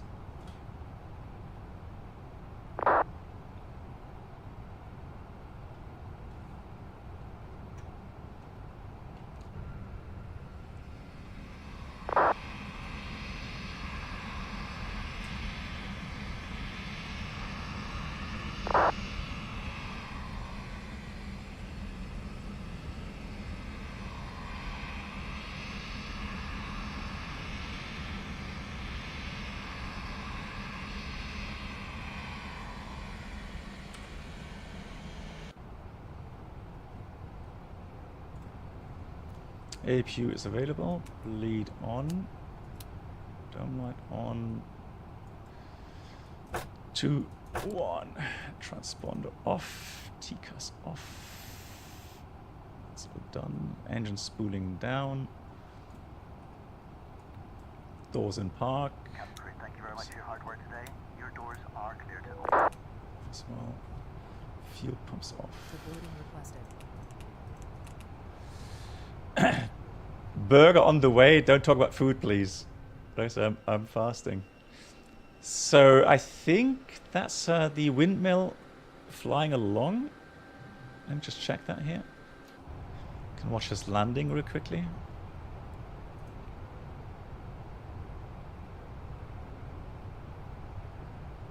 Oh no, that's knock on a door. That's the Lufthansa. Okay. So ground power is there, fantastic. Take that. Gonna read a shutdown or parking checklist. Parker brakes shocks, parker brakes set, engines off, fuel pumps off, parking checklist completed.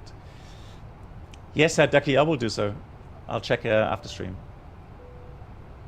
Ladies and gentlemen, your portable Avenger, I did have an emote, but I don't think I've uploaded that anymore. disembarking. Please take care and hold on to the handrails while walking down the stairs. Yeah, I don't have it anymore. Please ensure that you supervise your children, and for your own safety, do not walk underneath the wheel. Yeah, so Grain, the problem is that Bordeaux sector, he's controlling.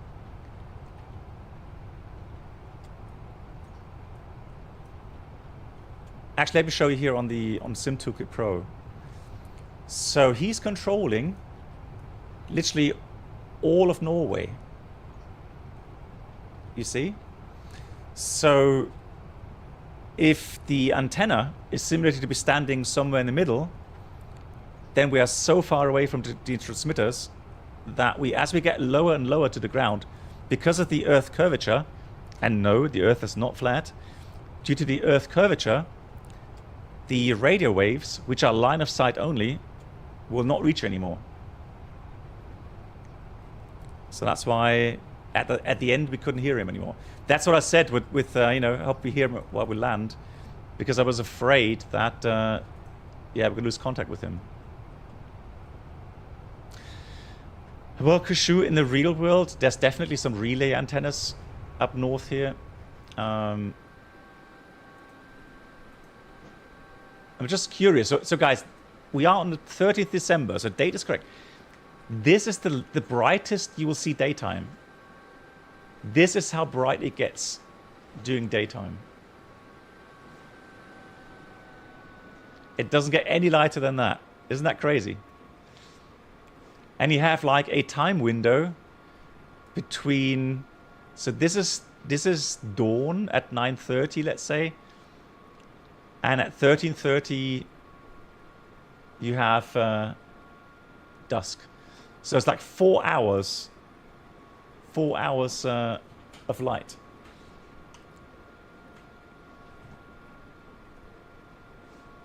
Must be depressing. Well, I mean, I guess you get used to it. Cool. Yeah, I really enjoyed that approach. Man, that was exciting. And so we did learn a little bit about how to program your own waypoints in there. Crytek, yeah, I know, right? But maybe it's just for holiday. Who knows? But you can see what a beautiful place, right? So that that visual approach or that circling takes you in that valley, then around, and yeah, it's a short time for lineup. So literally like 3 miles final, you line up. And unfortunately no party lights on that side, so what a beautiful setting here. Look at that. I love that. So FPS, I can only tell you what I have. My FPS comparing with no limit, so no VSync, no frame rate limit, I get the same values. I literally have the same FPS. Maybe there's like 2 FPS, 3 FPS difference, but overall, and I'm not the only one saying that. So if you listen to other people here that have the FSLabs, they will say sometimes even better FPS. But again, that will depend heavily on your system. Yeah, that's true, Avenger. If you live here, you get your presents faster from Santa Claus. Lol.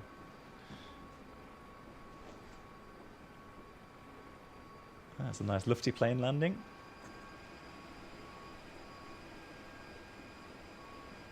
Ah! Oh! Oh! He's going around. He's going around. Yeah, it looked like high flare there. Yeah. Okay, you want to hear the song? Hang on. You can there you go.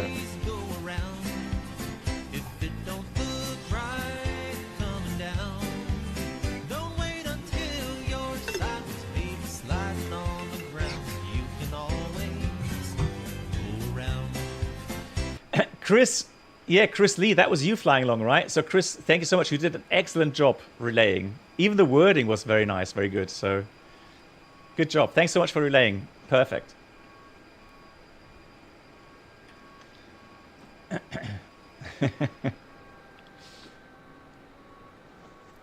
Yeah, but then, you know, again, it's a good call, right? Because the runway is short. So if you only have like 100 or 200 meters buffer to your, you know, calculated landing distance required, then, you know, if you overflare, if you go like 300 meters, 400 meters beyond the touchdown zone, well, you have to go around. It's simple as that. I'm a bit annoyed by the fact that it doesn't show the poppy lights here with the scenery. I don't know what it is. It doesn't show that at all.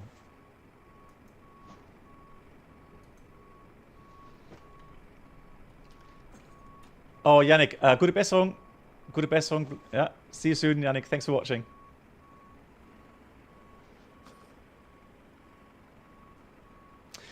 No, the wing views are right now. I mean, that will be changed in the future, but right now you can access the wing views by the showcase presets. So there's a couple of presets.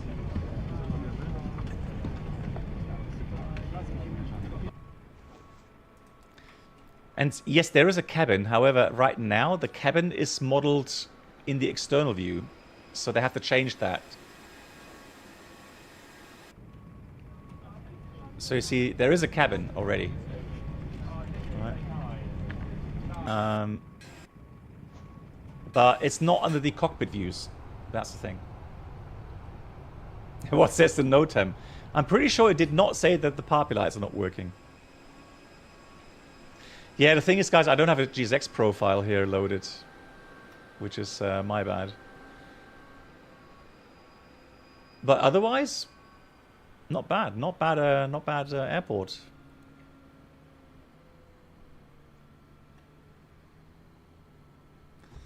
So that's pretty nice. Oh, hang on, guys. You're supposed to remind me. So I'm going to log off here. I'm going to show you one more thing, guys. Give me a second. Give me a second. I'm going to show you one more thing. I've not tried it actually here, but I've heard it. It should be quite funny.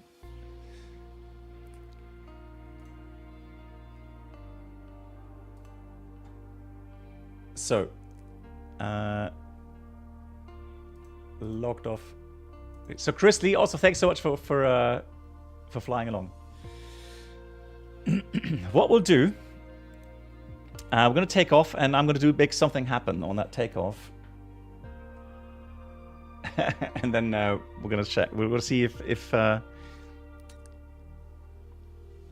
it's going to hurt me mentally, in the sense that obviously you have issues breaking things on purpose. Ready for Twitch clip. So, but it should be funny. Let's see.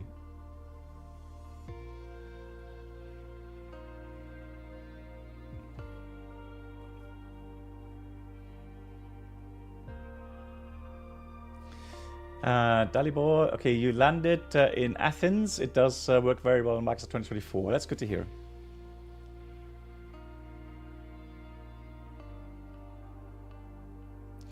Yes, I can show you. The thing is, though, it's pretty much what it is in the manual. I'll show you. Hang on. Let me just load back into the main menu.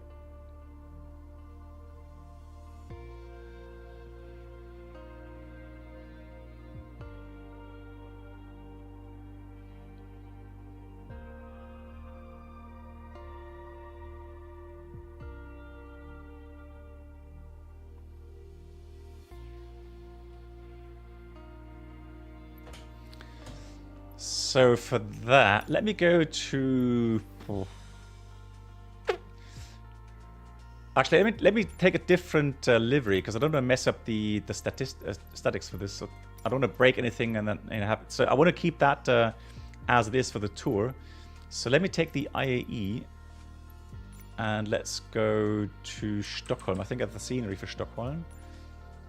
And then we're going to take off on runway 26, and we'll take daytime.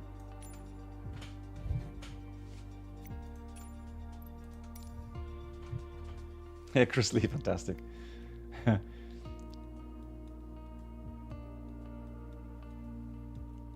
Chris, did you do the straight in, or did you do the circling as well?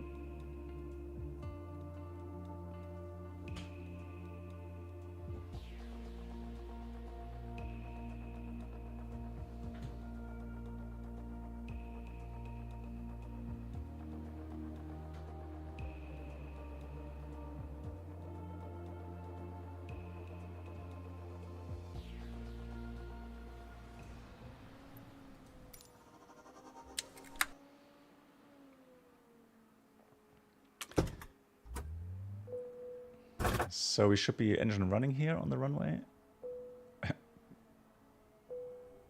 Lol.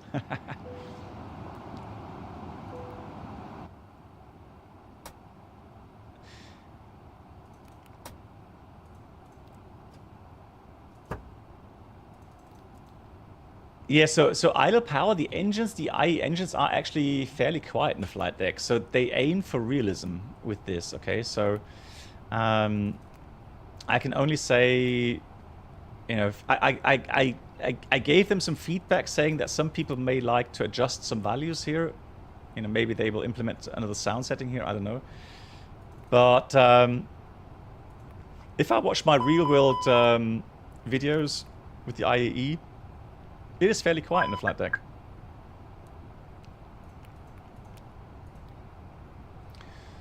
So I'm just going to put in some values here.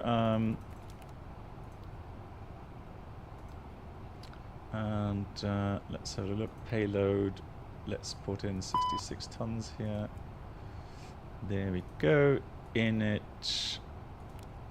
I'm going to put those values in there. Fantastic. I'm going to do a departure route. 26. Let's do that, for example. And up the rear, we have John. Ladies and gentlemen, we are here for your comfort, but primarily for your safety. With that in mind, please, we do ask for the 2 minutes of your time whilst we take you through the safety procedures of this aircraft. Oh, hang on. Thank you. Huh? Steph. Do we have a broken ACP? Cabin crew, thank you very much for your hard work today. Your doors are clear to open. No. Ladies and gentlemen, we now ask for your attention while we take you through the safety procedures on this aircraft. A safety card is in your seat pocket showing the exit routes, oxygen masks, You did this, life oh, jackets, Chris, you did and the brace circling as positions well. You must adopt if Nice. you hear GG's. brace, brace. There are 2 emergency That's exits weird. at the rear, I can't select 4 in the middle, and 2 at the front So of the cabin. the LED light Floor lighting will guide you to an exit. is Please broken be there. aware that your nearest exit may be behind you. In an emergency, leave all cabin baggage on board. Your seatbelt is fastened, adjusted, and released as shown.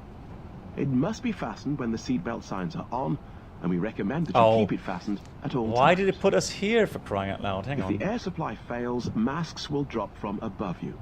Pull a mask towards you to start the oxygen.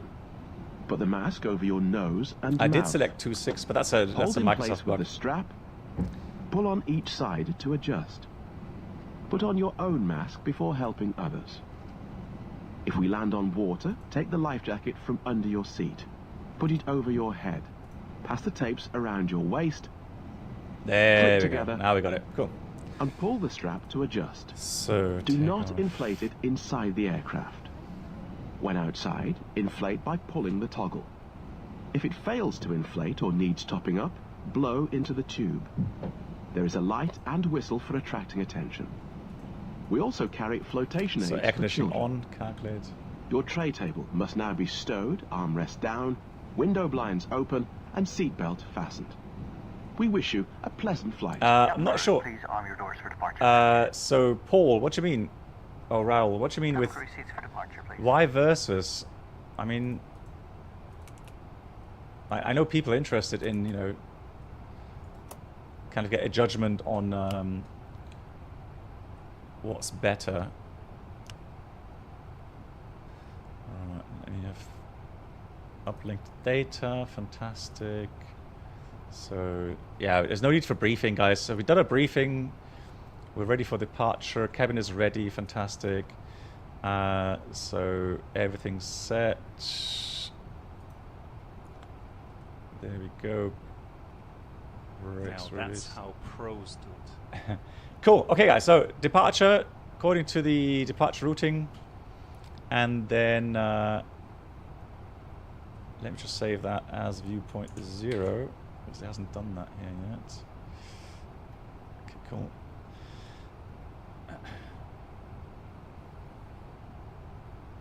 Well, so for me, I can only answer it this way, Ralph. So for me, as a real-world pilot, I feel more immersed in the FSLabs.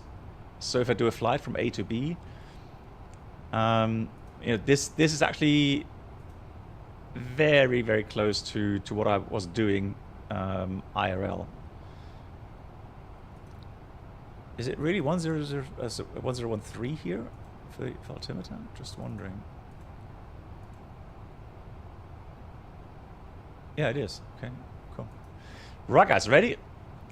So let's see what happens. So I'm gonna make a mistake on takeoff, all right, and let's see what happens afterwards. Manflex 50 SAS runway auto thrust blue.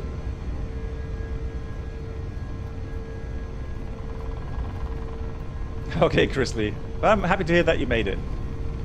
It's the IAE, so 321 IAE Sharklets. 100 knots.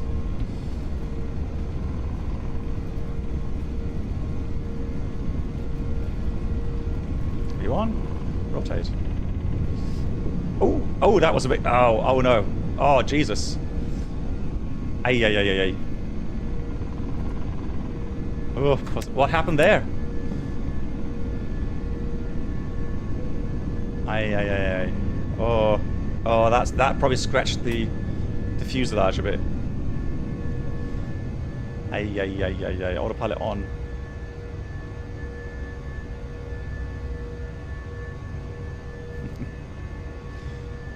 Okay, let's continue flying for now. Thrust, climb. Out blue, auto thrust.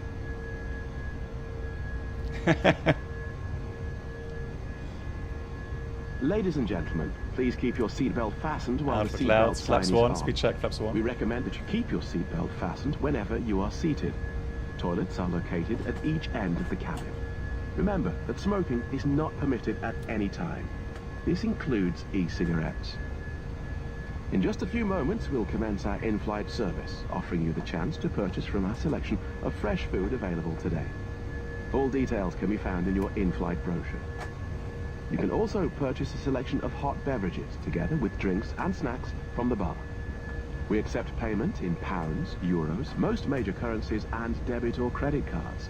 The correct change would be greatly appreciated. Right, flap 0, speed check, flap 0. Assistance, and just ask oh no. as we join you in the cabin shortly. Hello? Hi guys, it's Norman. Just after takeoff, the guys in the back called me.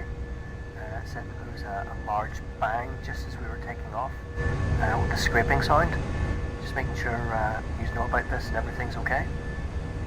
Thanks.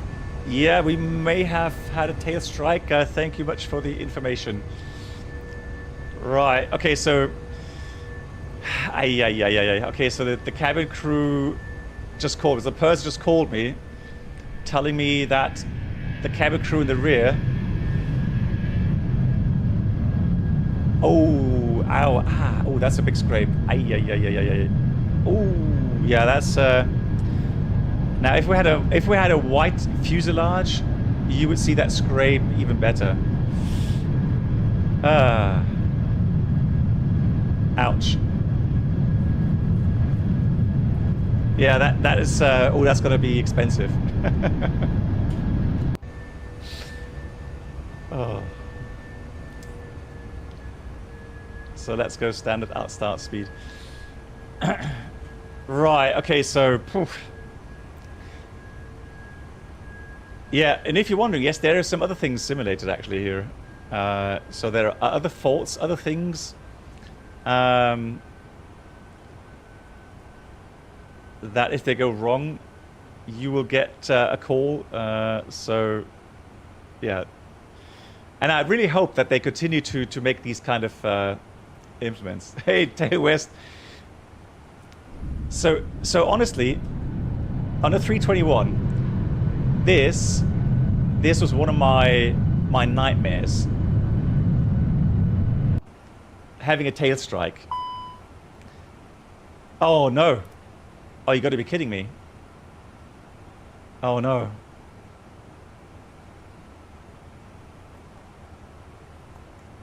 Hang on.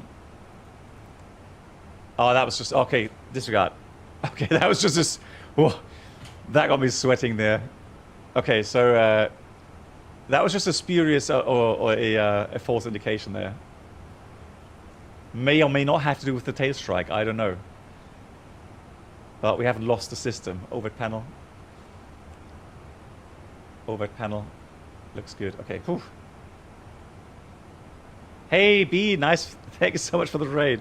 So B, yeah, we just talked about the tail strike that I've produced here on purpose, though. Okay. So this was on purpose, guys. So what do we do now? What do we do?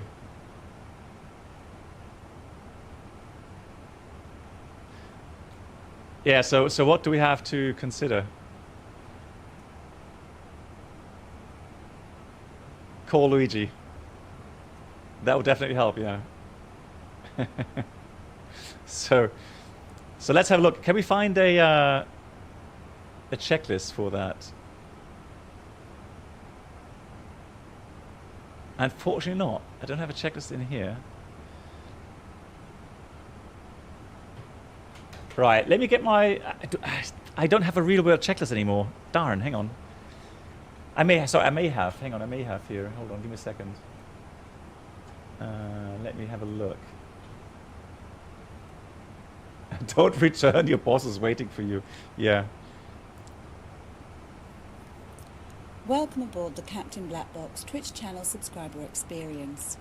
Could new subscribers please make your way to the first class cabin, where complimentary drinks, snacks and premium flight entertainment will be served. Thank you. Oh wow. Darn, I don't have the manual here on this hard drive. So maybe Tail West also real world rated A320 pilot. What do you know from memory? What does it say in the tail strike checklist? So, oh, Katie, there we are. So Katie, yeah, cabin pressure, right? The thing is, though, we leveled off, meaning it should also level off with the cabin, which it has. But we are at 4,800 feet cabin, and outside is 7,000. So differential pressure is only about 1 psi. So that's not too bad.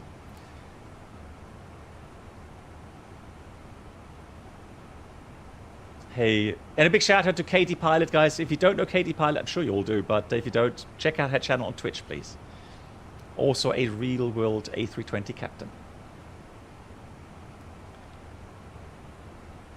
Yeah, so the idea is, okay, so descend maximum 1,000 feet per minute. Probably...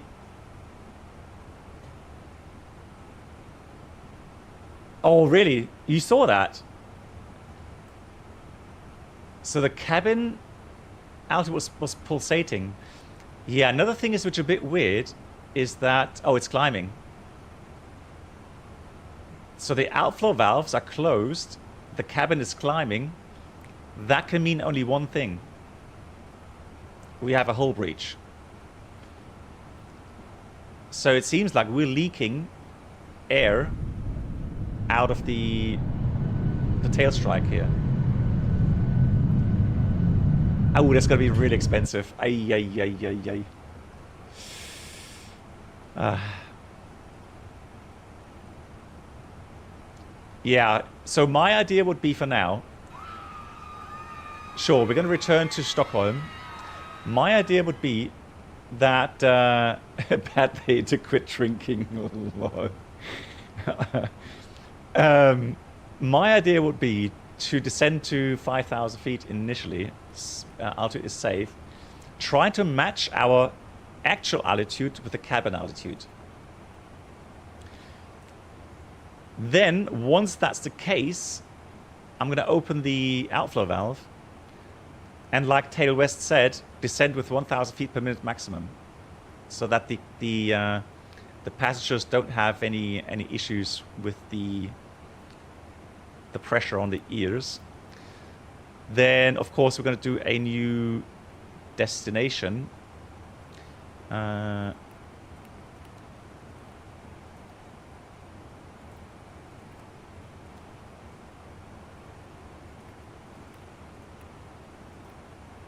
For the return.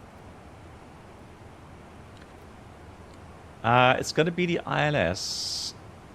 Yeah, let's try 2.6. Actually, well, the wind... Let me check the wind here. Let's go weather METAR.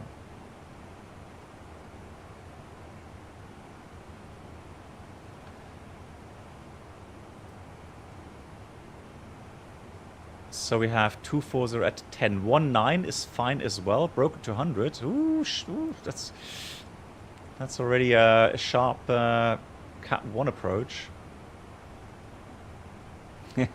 Hope you bought a scarf. Yeah. What temperature is it? 1 degrees. Not too bad.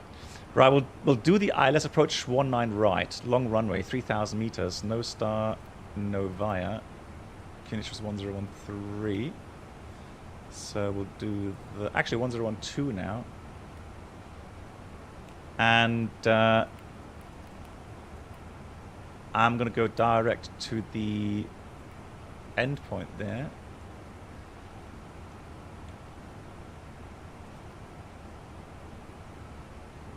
We're at 5,000, safe altitude. It's interesting that the cabin is actually descending.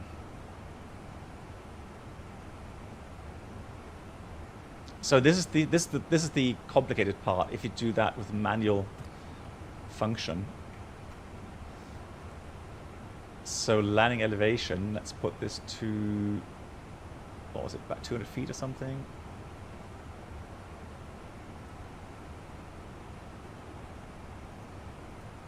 Although I don't have to do that really, because we're opening, just open it via the valves. So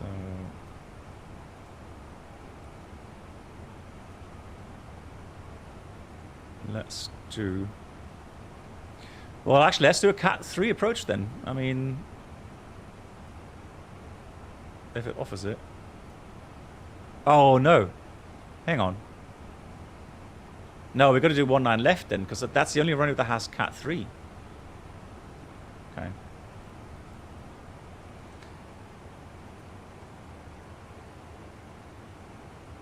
Yeah, 19 right only has Cat 1, so we've got to do Cat 3. Because 200 feet... Oh, ram air on? Okay. Okay, Katie, thanks. So Katie is quoting a real-world procedure now. So we do ram air, so we leave that alone. So ram air on. Does that work?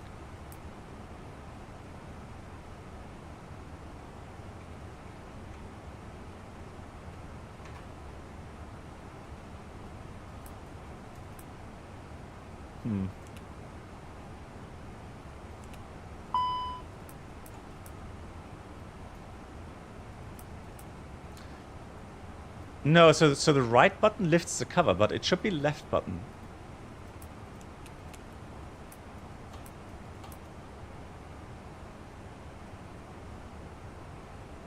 Oh, that's interesting. Katie, did you get that to work, the ram air button?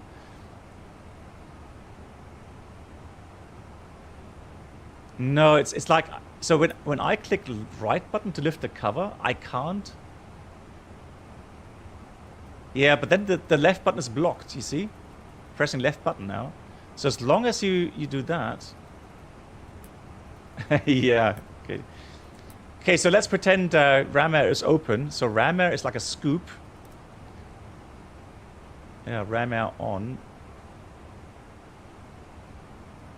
That then scoops in air from the outside.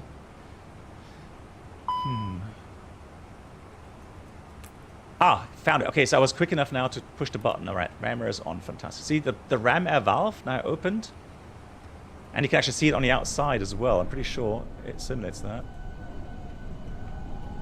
There it is. That's the ram air. That's the ram air inlet right there. So the air, as you see from the schematics, the air is fed directly into the distribution duct. So not through the packs. So whatever temperature the outside air has, well, congratulations. In wintertime, look at this. This is exactly what the passengers are going to get right now. All right, not pretty. So, yeah, we've got to land fast. Cool. So let's say we completed the procedure. Max flight level 100, in-up system, pack 1 and 2, copied, completed. And then we'll do the approach 19 right, we said. Sorry, 19 left for the arrival, because we are doing a auto land here. No start, no via. Insert, direct, 19 left. Get the ILS tuned.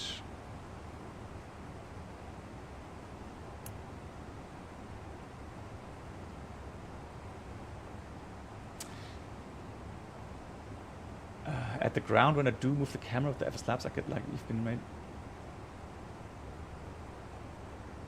For me, so the question is, what kind of graphics card do you have, Skizzy? Because that's usually a matter of VSync, or not using VSync. Hey Jan, good Abend.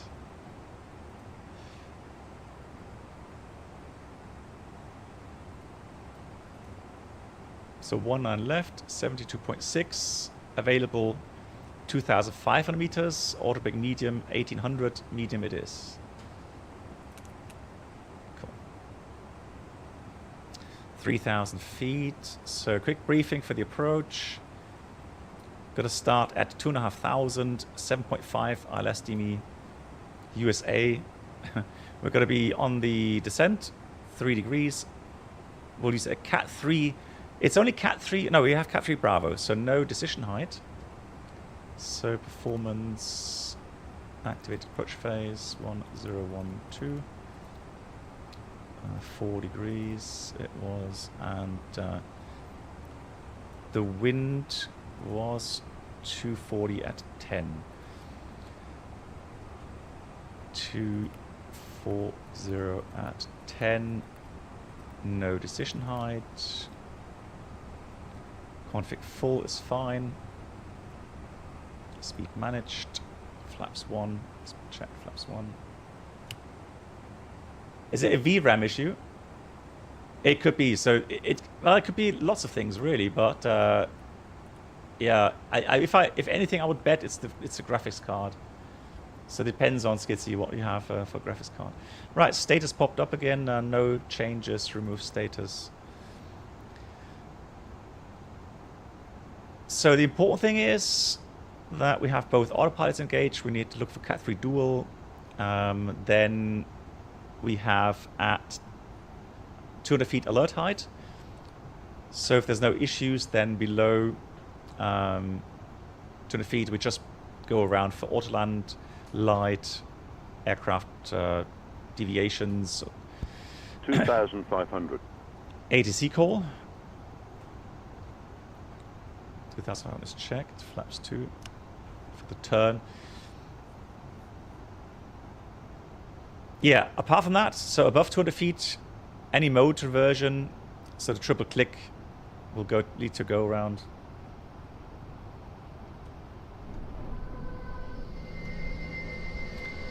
No, I'm pretty sure it comes with the livery, Jan.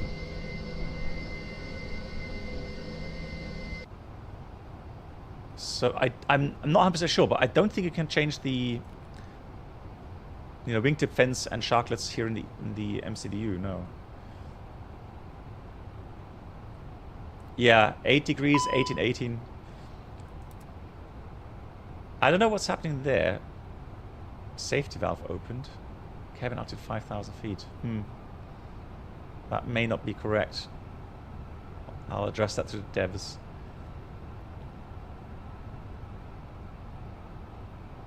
Right. Gonna disregard that. Approach. Lockstar. Autopilot 1+2. Cat 3 dual.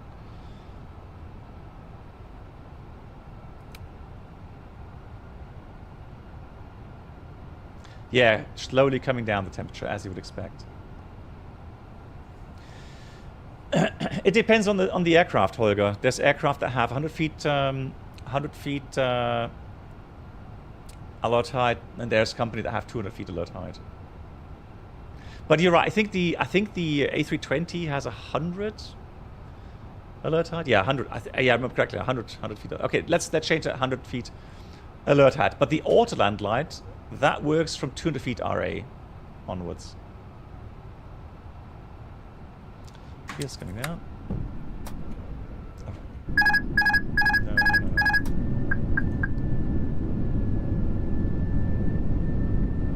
Yeah, that was me. My button from the outside view is bound to autopilot disengage. Shouldn't happen. Right, flaps 3.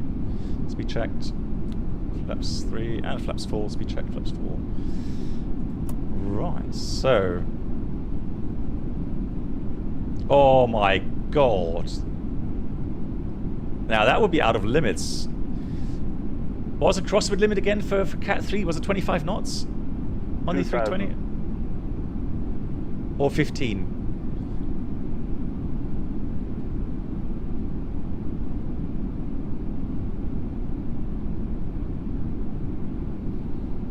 I mean, the tower reported is 240 at 10 anyway, so it will die down. It's not a problem. It's just a lot of...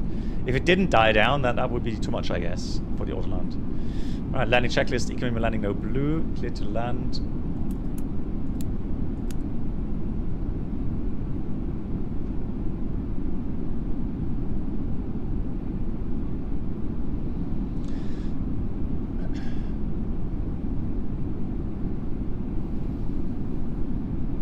It's 20 knots. You see, that's the thing. So Katie, thanks. So the thing is, that's why I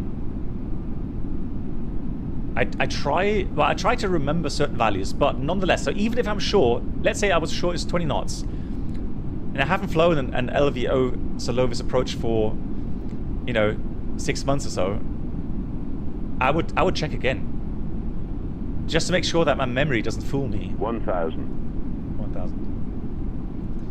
Yeah, but that's the thing, right? That's what you would do in real life as well. I would check my limitation page again, just to make sure that I'm not, remembering something from another aircraft type or something, right?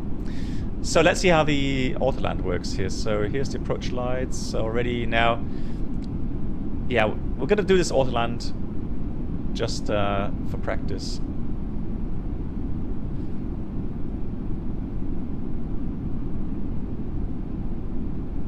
So 400 feet. 500.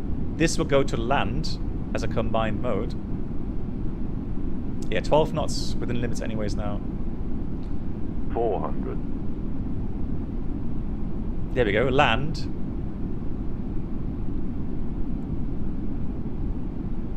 $300.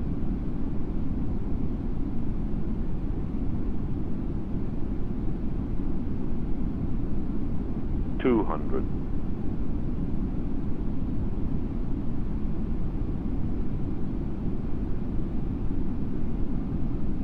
100. Alert height, continue. 50, 40, 30, flare, 20, 10, retard. Alright, spoilers. We have rollout.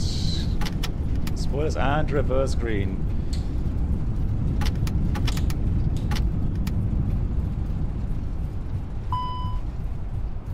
Alright, tracking quite nicely, that's alright. Autopilot off.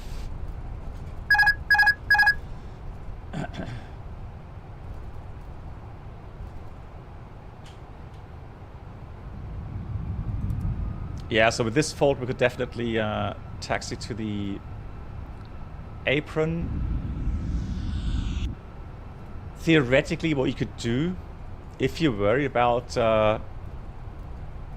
some panels hanging off or something, or that you have a leak somewhere in the hydraulic system or whatever, which shouldn't really be the case, but I mean, just to make sure, what you could do is taxi off the runway and then have the fire brigade check visually that everything's okay, and then continue to the apron.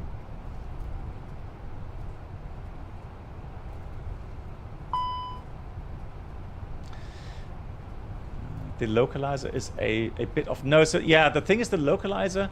So here's one thing with the ILS approaches in Microsoft Flight Sim, and you see that a lot, that the glide slope doesn't match up often with the PAPI lights. So normally the glide slope should intersect with the touchdown zone, which is what you want to do, right? You want to fly down on the glide slope to the touchdown zone.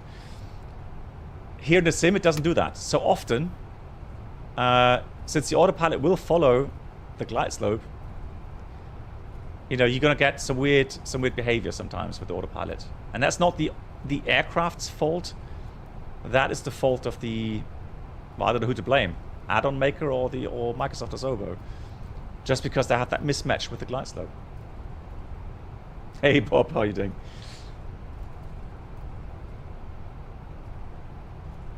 Which one should you trust? I would go with the PAPI lights, Ted. So normally the PAPI lights are more accurate than the glide slope. And the advice when taking off is to avoid a tail strike in a 321. I fully agree. And again, this was one of the things I was really, really worried about when I was flying the 321s.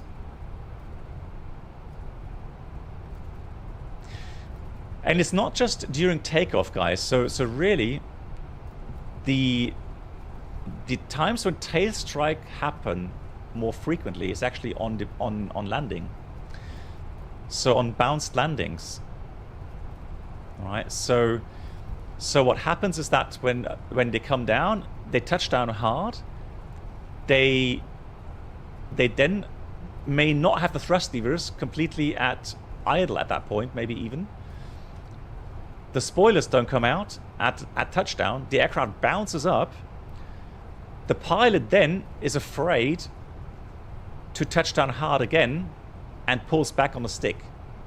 At that moment, the speed brakes, the spoilers, then come up because the thrust levers are then maybe set to idle. And then you have usually a nose up moment as well. So that reaction,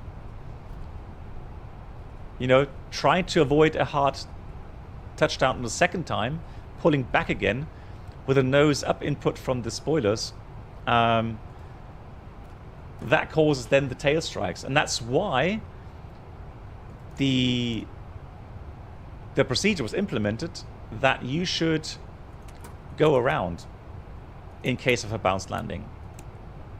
And there's a special procedure for that. Balked landing procedure or bounced landing procedure, whatever it's called at different airlines. But to my knowledge, tail strikes happen more often on landings than on takeoffs. Maybe I'm wrong, but at least that's what I heard.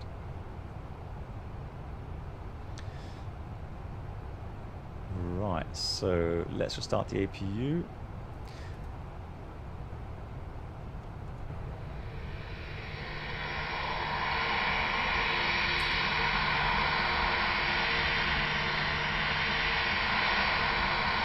Wow, that's a proper tail strike, my god.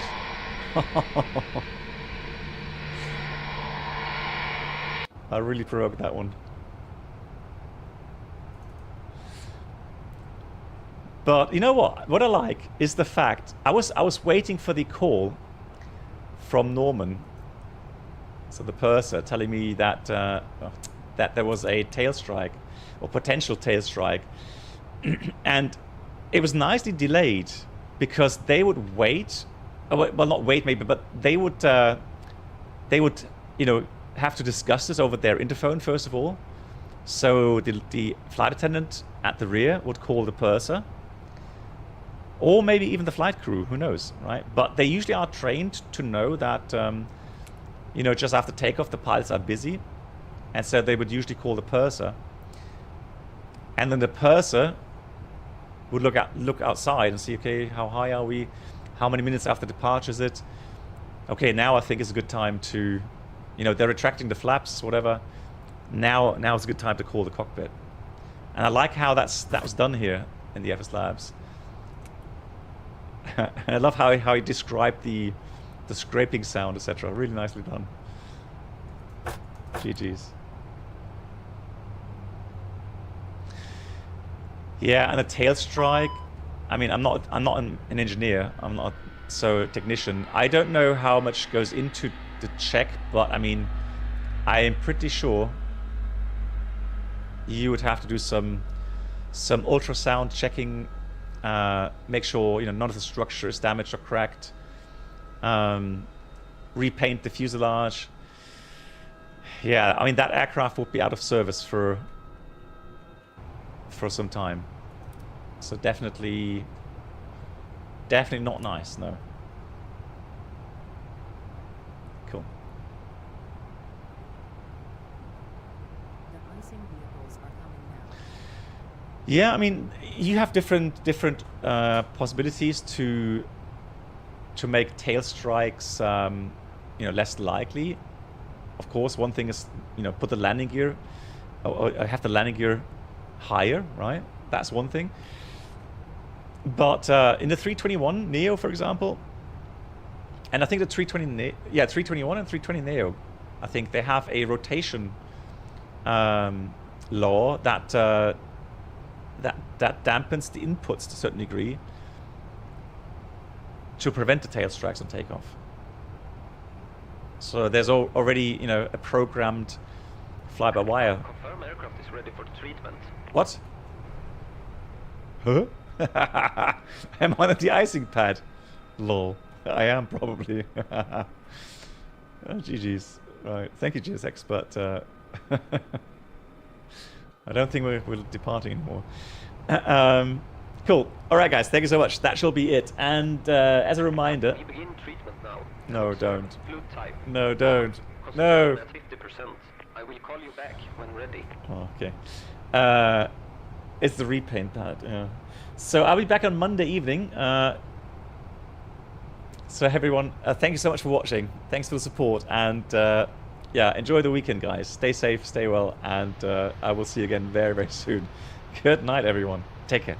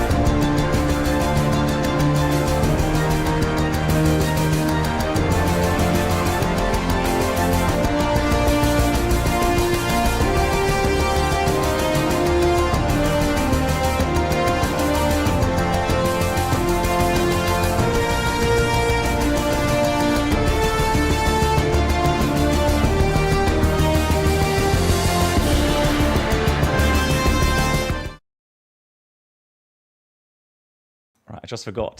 So somebody was asking me regarding the sensitivity curves, right? Joystick.